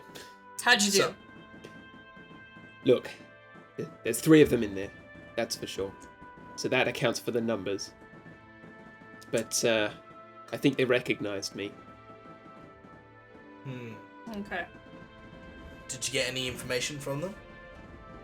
They were talking in Fisulan, but it was too muffled, and I don't know, they seem to be very wary. Anyone walking past, they imagine, might be able to overhear them. I didn't catch much, but something about a fleet.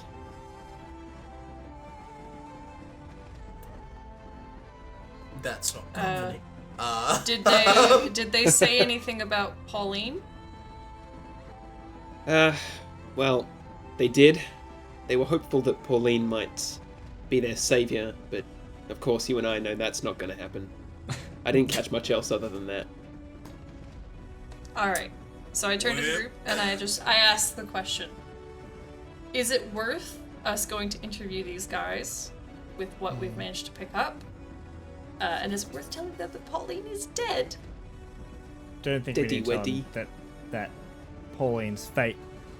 But, I mean, I'm not opposed to asking some questions. Maybe we can get something out of them. I mean, even if they don't talk, then we're here now, and if we leave, then we gain very little. We might also be able to figure out how Pauline got out here. True. Yeah, and definitely ask him where Pauline is if he's not here with them. Yeah, alright, so I think the plan is we just don't know We about haven't- Pauline. Well, We don't know we've about seen. Pauline. Who's Pauline? I Exactly. don't know. I've never seen Pauline before. We know Never heard he's of him. escaped. We know he's escaped. We haven't been able to catch him. That's the story. Everybody on the same page. Got it? Okay, so Who's we're under the Pauline? impression No, he's no, I still think- alive. I think we go, there should be 4 of you. Where's the 4th? Oh, Yeah. like confrontational, yeah. Yeah. Well, we just go, hey, Hey. aren't there meant to be 4 of you guys? And then they go, no, there were only 3 of us, officer. Whatever do you mean? We have to do this with the knowledge that there are 4. And with that, I walk over to the cells. Mhm. I walk over to the cell. We walk over to the cell. I've taken my billy club and I've wrapped it across the cell doors. Classic. Clink, clink, clink, clink. You walk past, bouncing your billy club off of each of the cell bars as you do, and come to a stop in front of the cell 42 containing these 3. Look sharp, ladies and gentlemen, because I'm fairly sure there are some ladies in the mix. Ah, Wanna sorry, bonk them on the head? Question, can Rosie even clink across those bars? Sure, they're floor to ceiling. Or is it like... Yeah, they're floor to ceiling, mate. Classic prison bars. It Classic also prison bars? explains why Kristen just camp out underneath the door. Yeah. Yeah, just right. Through that. So we rat-a-tat-tat. Good morning. Good something, ladies and gentlemen. It's hard to tell up in this dark building.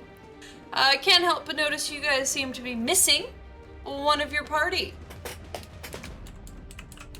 The And then I just look at the others and I'm just like, get over here. the 3 look at you, and one of them seems to sort of take a step forward and look at the other 2, and then look back at you and just shake his head slightly. No common. Is this really another job for Gabriel? Hell yeah, it is. Betcha. Yeah, well, yeah. Gabriel, you are the only one who can do this, so yes, it is a job for Gabriel. Very well. You two are free to accompany if you wish. I'll start heading up towards Rosafina. I think everyone should just come over. Yeah, Yeah, I thought we all came over. Yeah, I thought we Yeah. all came over. Oh, okay. Yeah, Yeah. sorry. Yep. So the 4 of you now stand in front of the bars, and the one, Rosie, that came to the front and indicated they didn't speak your language. Come. After seeing the 4 of you together, sort of, and then turns around, and Gabriel, you're the only one that understands that. He says, "These are the fools at the gate," and then turns back and says,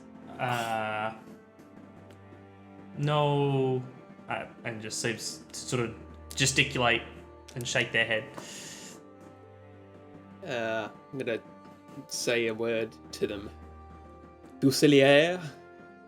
I just made that up, but basically I'm just offering Fusilin as the language of choice. Like, parlez-vous français without knowing any other French? Parlez-vous français? Eh? One of the barbarians speaks.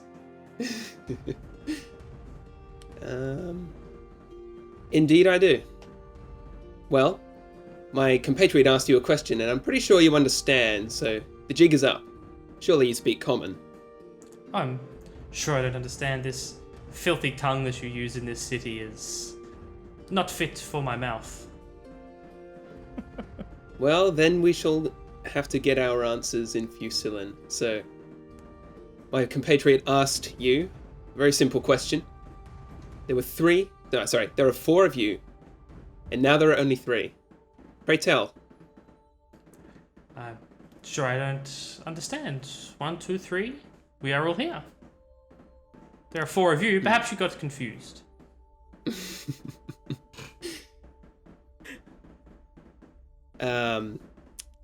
Can I talk to you in private, Kai?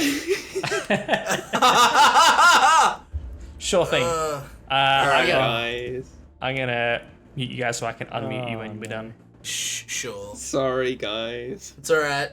Can I have a discussion with these guys? We just can't move channel.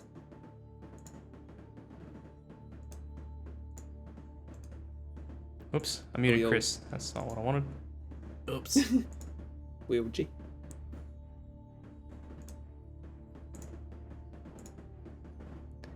Alright, there we go. It's just you and me, Gabriel.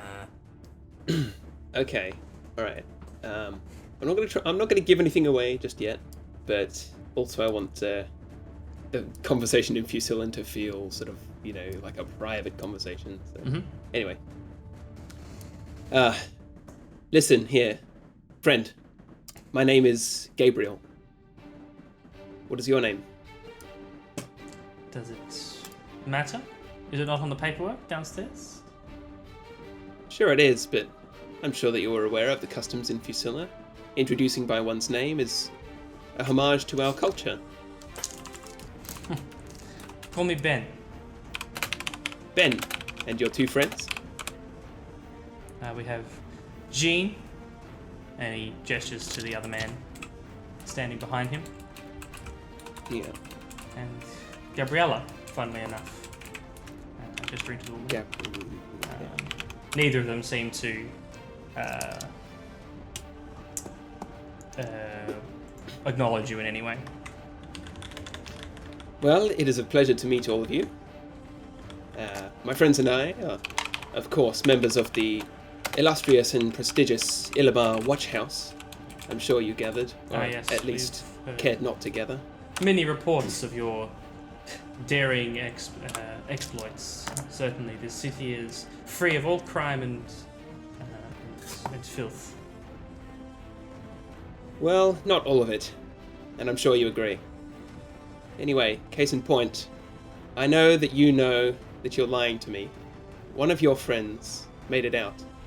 I wish to know how. I still don't know what you mean. There were just the 3 of us, don't you remember? You're making this difficult for me. I'm sorry, is it my job to make things easy for you, Gabriel?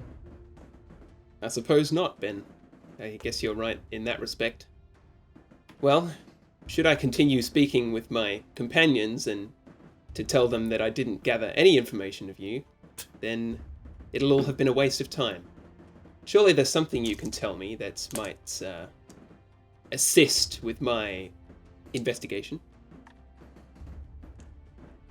I don't know what you want from me. Do you expect me to simply turn over and betray any secrets that I may have? I'm not sure what you expect of me. I imagine it's no secret that getting caught was not part of your plan, was it?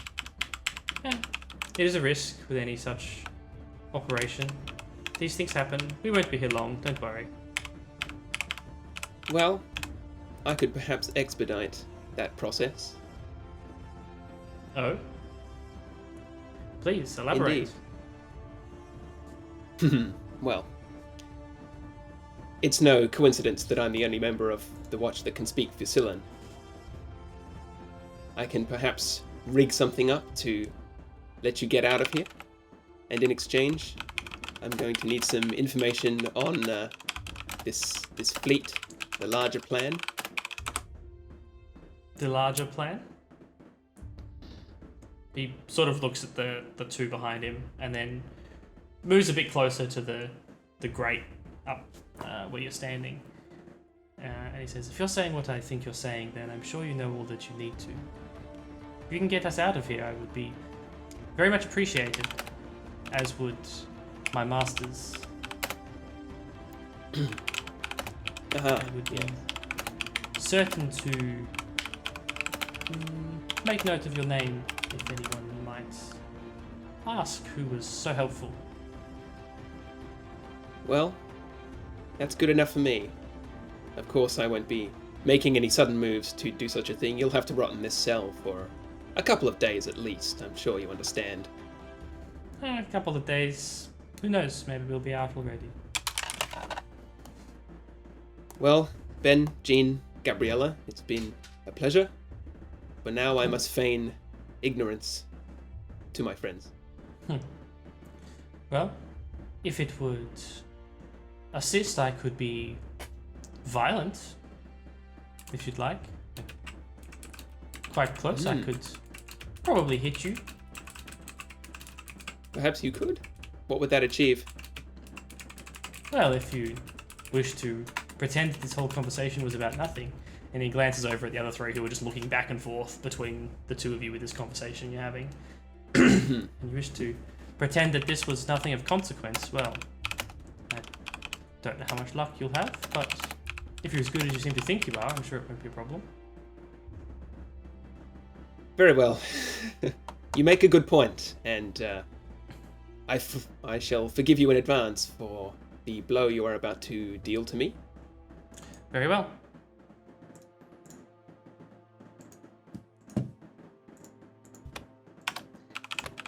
And everyone's back. Bye, guys. You know, I'm just gonna say it now. Like, if Chris turns out to be a bad guy working for Cylons, I'm packing my bags and I'm leaving. The man Like, Gabriel I've been here. is speaking to suddenly lashes out and just sucker punches Gabriel in the jaw. I got Gabriel, take 2 points of non-lethal damage. Oh, I guess you told him that. You told him his mother Being bad at smelled of friends? elderberries. He then spits on the floor in front of you, and the other three of you don't understand what he's saying, but he gives a gesture that in all languages is not a particularly friendly one. And then, turning his back on the four of you, moves towards the back of the cell. Imagining that we've just witnessed Gabriel speaking at 1,000 miles a minute to this gentleman, I'm just looking at him like, did he give you anything interesting at least? I'm sort of cradling my jaw and massaging and sort of checking to see if my teeth have become unaligned. And I get up from my, having fallen on the floor, and I say to the guys, can we get out of here first? Alright, let's go. Alright, yep. Do they understand common? No, they do not. But yeah, let's talk about it outside. Thanks for making me do that, by the way. You're welcome. Wouldn't that want you getting sarcasm? rusty in your native language. Wouldn't want you to help the watch do your job. Wouldn't want me to help the watch, huh? Anyway, Yeah, apparently you don't want to help the watch, so. let's just go. Cool. The Alright. four of you make your way back downstairs, down the 4 spirally floors, and find yourself walking past Gerald's desk. I just turned to Hadrick and I'm like, you gonna yell at him because there are only 3? Oh, yeah. Yeah. You forgot to I yell at trust Gerald. everything was in order then? And he's still kicked back Other- on his chair with his feet on the desk. Yeah, don't worry, Gerald, you're doing a stand-up job, mate. Just, applauding him. I'm like, Well, work hard and maybe one day you can get as respectable a job as this. yep. Yeah, man, I wish I could sit on my ass all day and let prisoners walk in and out of here like no my man's God. business. Alright, Gerald, I you're- I just kind Oh. of drag Hadrig by the tunic. I'm like, let's go, big man. You're, Let's go. Oh, you're a real shining star of the community, Gerald. Oh. He's like, you kids have got it so easy these days with your horses and carriages. Back in my day, we had to climb uphill to go to school. It was uphill both ways. Yeah. Just drag him out. Let's go. Let's go, Chief. Gerald makes no move to open the door or see you out. He just stays at his desk with his feet kicked up. Why would he? Why? Oh, piece of shit. Ugh. So Gabriel. And I'm not committed to the job. All right, let's go. Let's leave. Yeah. What did you find? What did he say? As soon as I've done a few sort of wellness checks on my jaw, and I can talk without doing any serious damage. We're standing outside the watch tower, right? We're not still within Gerald's earshot. No. We're outside. We've left. We're walking back. Mate, don't worry about Gerald's ears. He's not gonna listen again unless he's get paid overtime. Yeah. Look, I think Hadrig's totally right. Gerald's a fucking useless sack. He probably wrote 4, smudged it, instead 3, and now that corroborates with the bullshit story that those Fusilans were telling, which is of course that there was only ever 3 of them and there was never 4. So that's pretty much the gist of what they said. I made a few negotiating promises that of course were just me lying, but they weren't buying it, so I eventually resorted to threatening. And then I asked them about the fleet, which is what I overheard them talking about, but they weren't really saying anything at all. And then one of them offered, the one at the front, offered to give me a little secret of what seems to be going on, so I leaned in close, and next thing you know, he punched me, so that's about as much as we're getting out of those bastards. I'd like to do an insight check Yeah. on that story, please. Sure. Because I feel like we would have been watching the conversation happen. Even though we can't understand what they're saying, we can definitely get like vibes from how it's going. Mm-hmm. Give us a vibe check. Vibe check. check. My vibe has revealed an 8 on the insight. My vibe is a natural 20. Nat 20 vibe check. Nice. The vibes are totally stellar. Yeah. My vibrator is off the charts. God. Does it We check look out, over or at am I just like... Klaus. He's got those like give me- fucking need further shutter information. glasses on. Give me a second. Lucky, go to your end channel. Sorry? No, I mean, like, I can't... Like, cool, I can look at their body language and go, yeah, but I feel like maybe you had a different conversation with him. Like... Was that really what you discussed? Yeah, that's what we talked about. I mean, I would say that you were right there listening, but of course you kind of weren't, so... You were speaking in tongues. Wait, you're Indeed, doomed I'm not. once I can cast a spell that allows me to understand Facilin. You get the sense that Gabriel might be leaving some parts out. Mm-hmm. You're not sure. Are you just gonna lead me further into my already suspicion? Like, instead of having a sanity Yeah. meter, I just have a suspicion meter. You've got any more red yarn and pins, you might need them. He's feeding into your like Yeah. paranoia. You don't get the feeling that he's necessarily explicitly lying.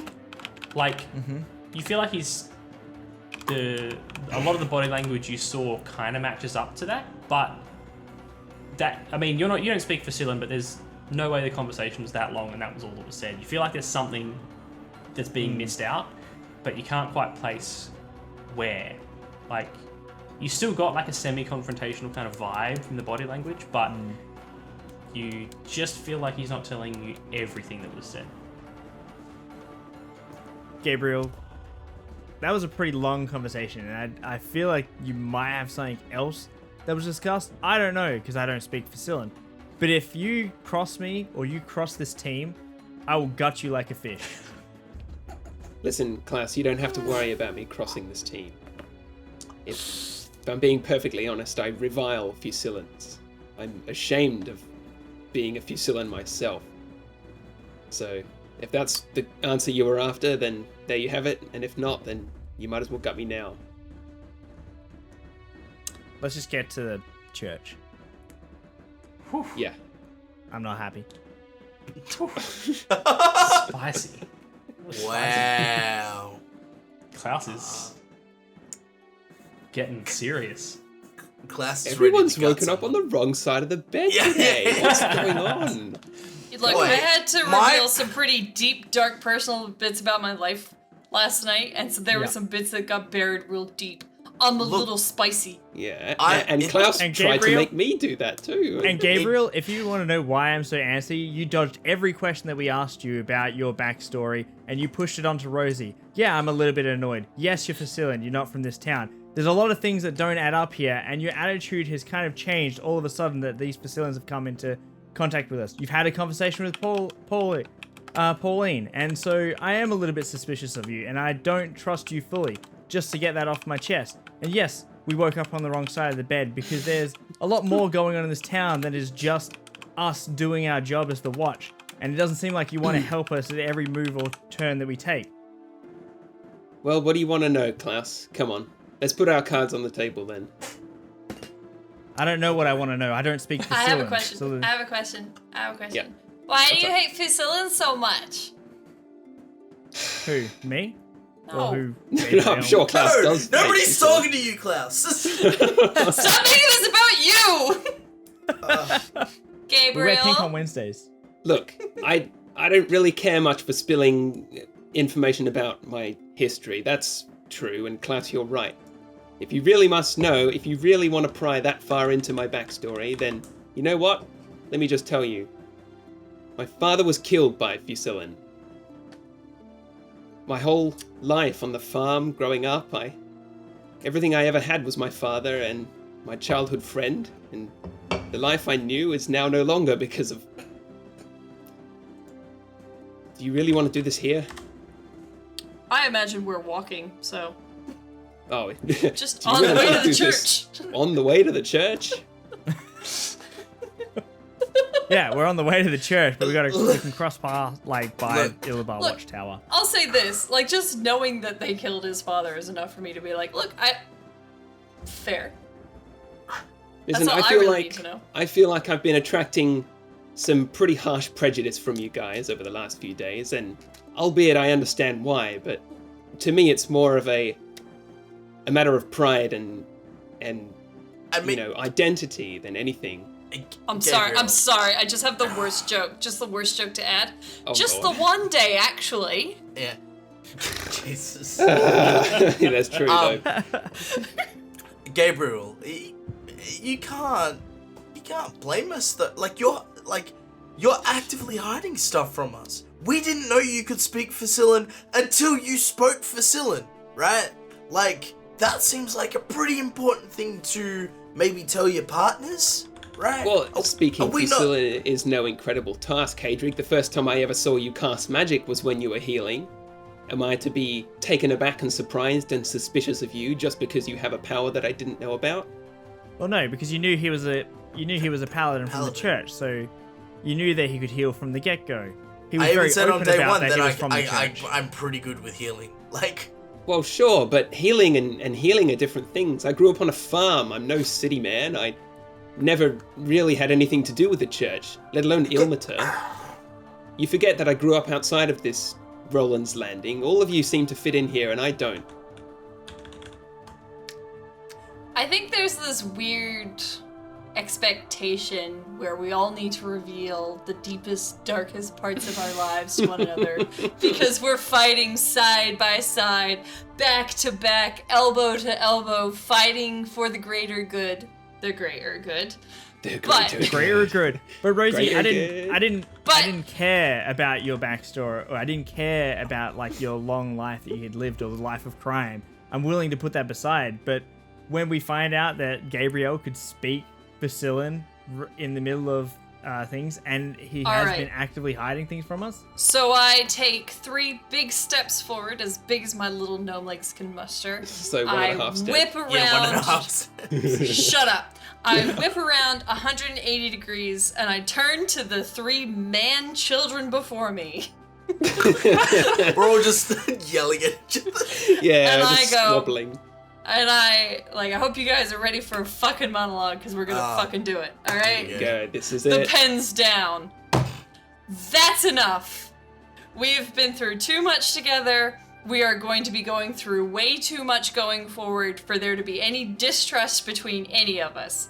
Gabriel, are you working against us, or are you working against the city of Rolands Landing? I am not. Klaus, do you swear on Ilmater's life that you will let this go until he actively stabs you in the back? Phrasing. Oh, I okay. don't So, give a so like, if he stabs It's me from not- the front, then I still have to forgive him. Just Yes. answer the question.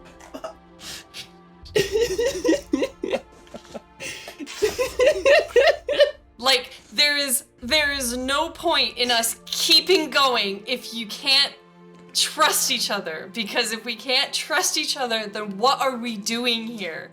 If we're just going to bicker and argue, then why are we here? We might as well just disband now, let the Illaba Watch House fall into ruin, and then we'll let the whole city of Rolands Landing just fall into disrepair and chaos. Is that what you want?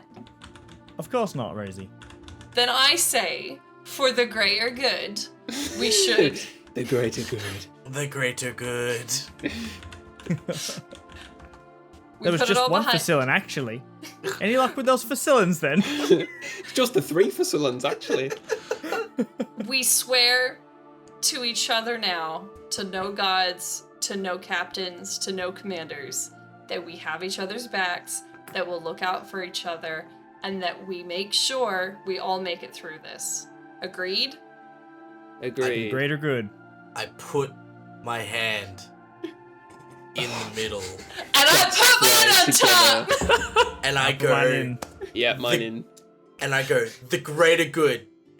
The greater Greater good! good. All right. Oh, and I hit the mic. All right. Yay! All right. It took 7 sessions, but Hadrian got his 1, 2, 3. Let's go. Yes. Yay! Well done, Hadrian.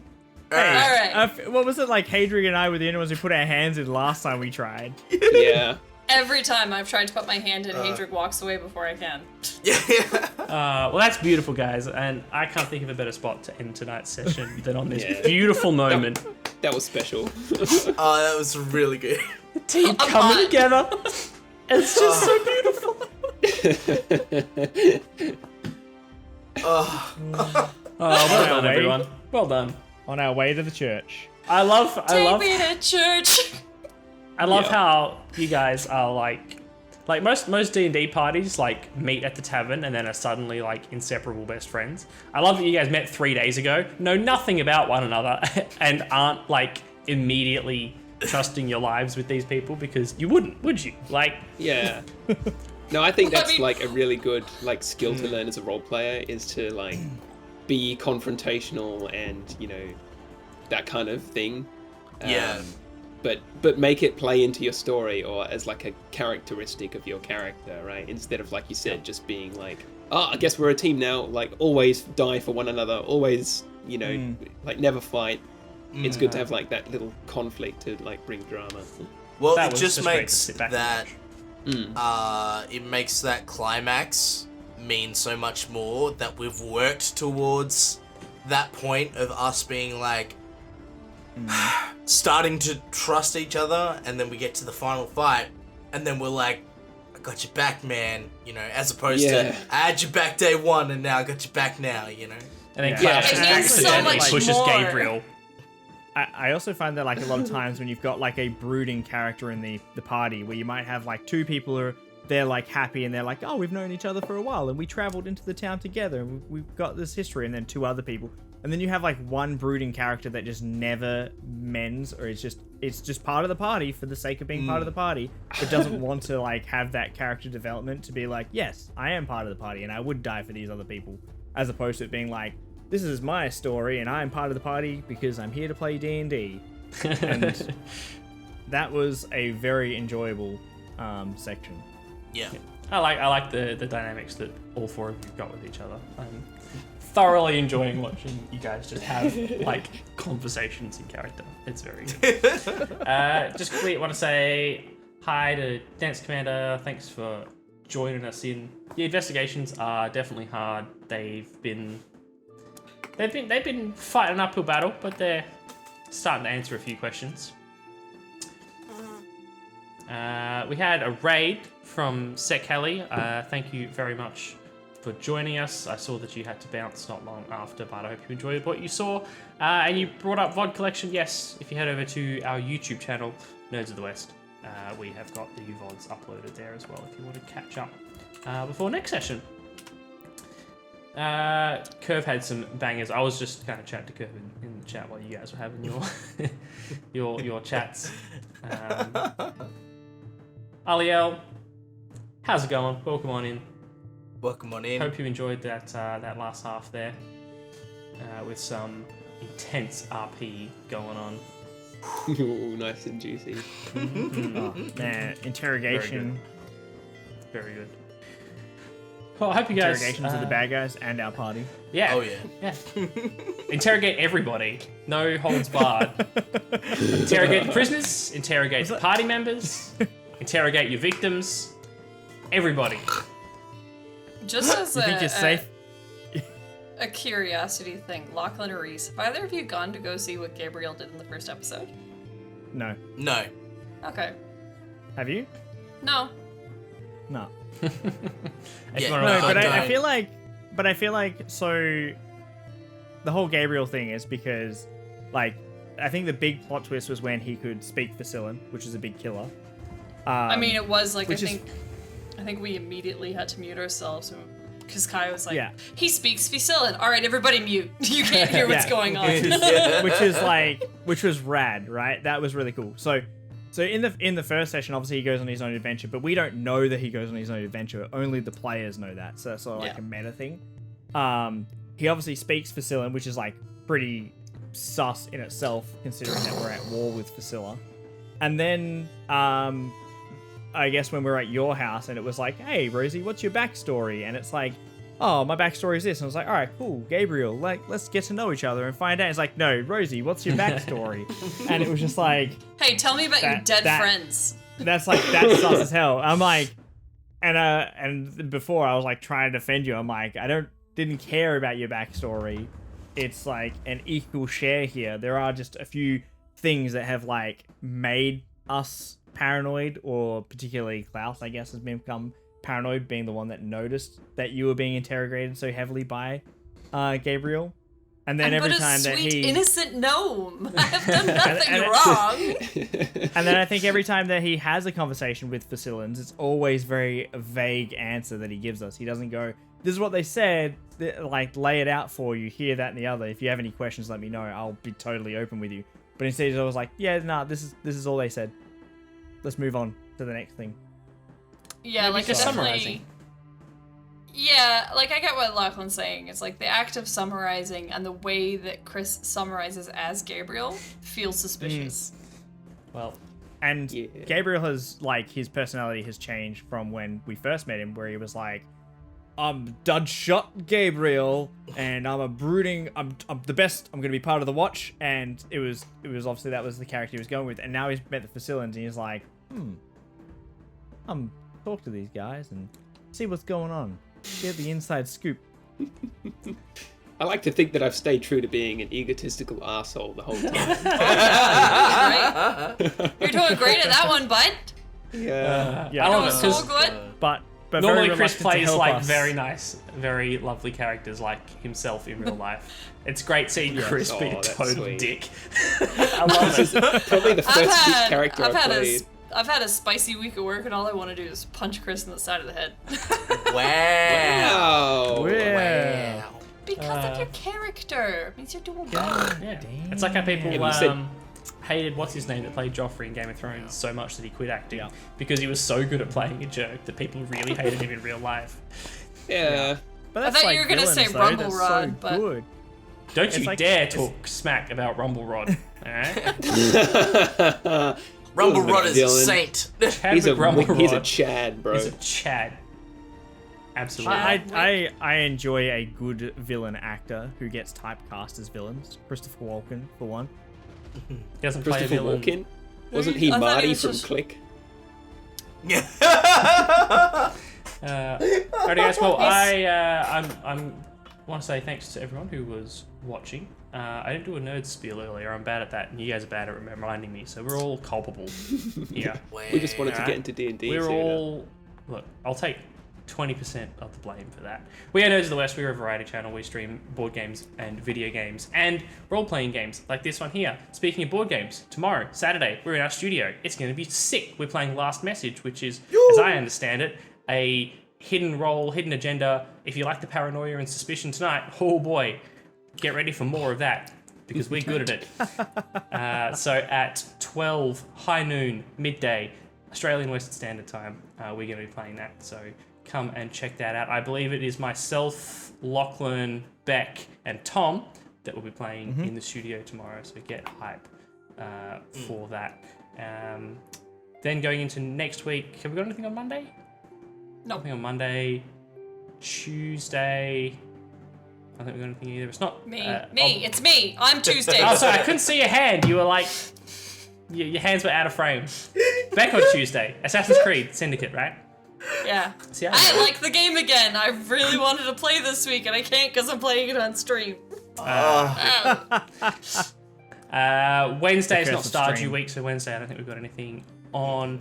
Thursday will be Reese playing Yes. Silent Hill. Playing Resident Evil 2. Resident Evil, the other one. Sorry, I was all scheduled to play this week, and then my new job's just been a bit hectic. So like literally, the reason we're late tonight is because I rocked up 5 minutes before we set up. Yeah. So, Settling into a new job is always like chaos. for you Yeah, guys. yeah. So hopefully next week everything's sort of settled down. So I am planning Thursday next week we can continue Resident Evil 2. Cool. And then Friday we'll be back here again. Hey! We'll try and get 2 weeks in a row for the first time in a while. yeah. It's gonna be. Nobody catch COVID, all right? Between now Don't and jinx next, it. and next Friday, all right? I'm trying Ah, to yes, right. Very Looking- much don't looking catch at Lachlan COVID. and Beck, all right? tom- The rest of us have tomorrow had it night. recently. Yeah, they're the pure bloods from Among Us. Yeah. So feel Among free Us, to- you say. Chris is sus. Dropping hints. Chris is a little sussy wussy. Dusty Wussy.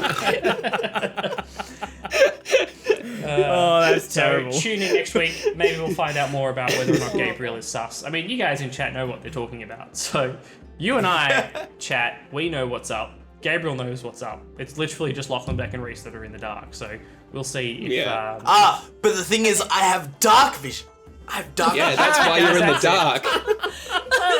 See, if you didn't have dark vision, you could have chosen Fusilin as well, like I Kill Dude, the stream. if they don't have someone kick in the door in the D&D movie and go, I have dark vision. did. Yeah. Oh, I can't wait for it to come out that Beck has had Fusilin as a language this whole time and actually knows everything that Chris has been saying but just hasn't outed him. That would be absolute gold. They're working together, Lachlan. Add it to the board. Yeah, that's right. Oh How does it my all God. connect? They're pretending to have animosity when really they're in cahoots. That's the missing link. My God, it all makes sense now. Alrighty, guys. Well, I think that's going to do it for us tonight. I better go find somebody to raid. Do you guys have anything else you guys want to mention before I send us off to raid some unsuspecting folks?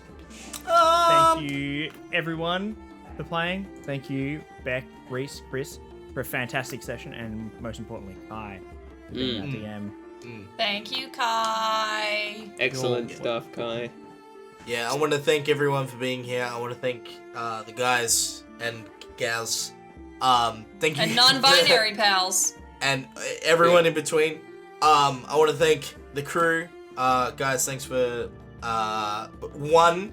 pushing back the start time so I can be here, and 2, You were like, I just start without me. I was like, no. then delaying because I was late. So No props, yeah. man. We wouldn't have it any other way. Cheers. We got Cheers. here in the end.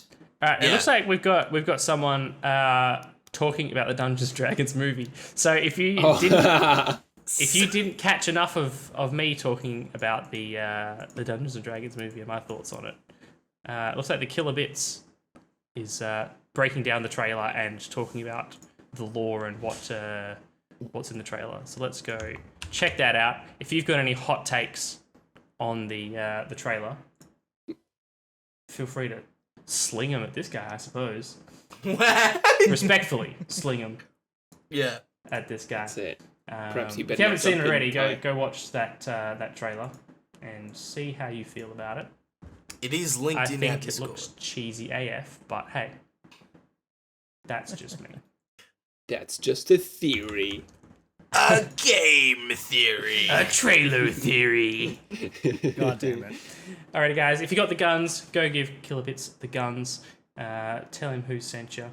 And until next week, so long. And thanks for all the Play some D&D. The great were good.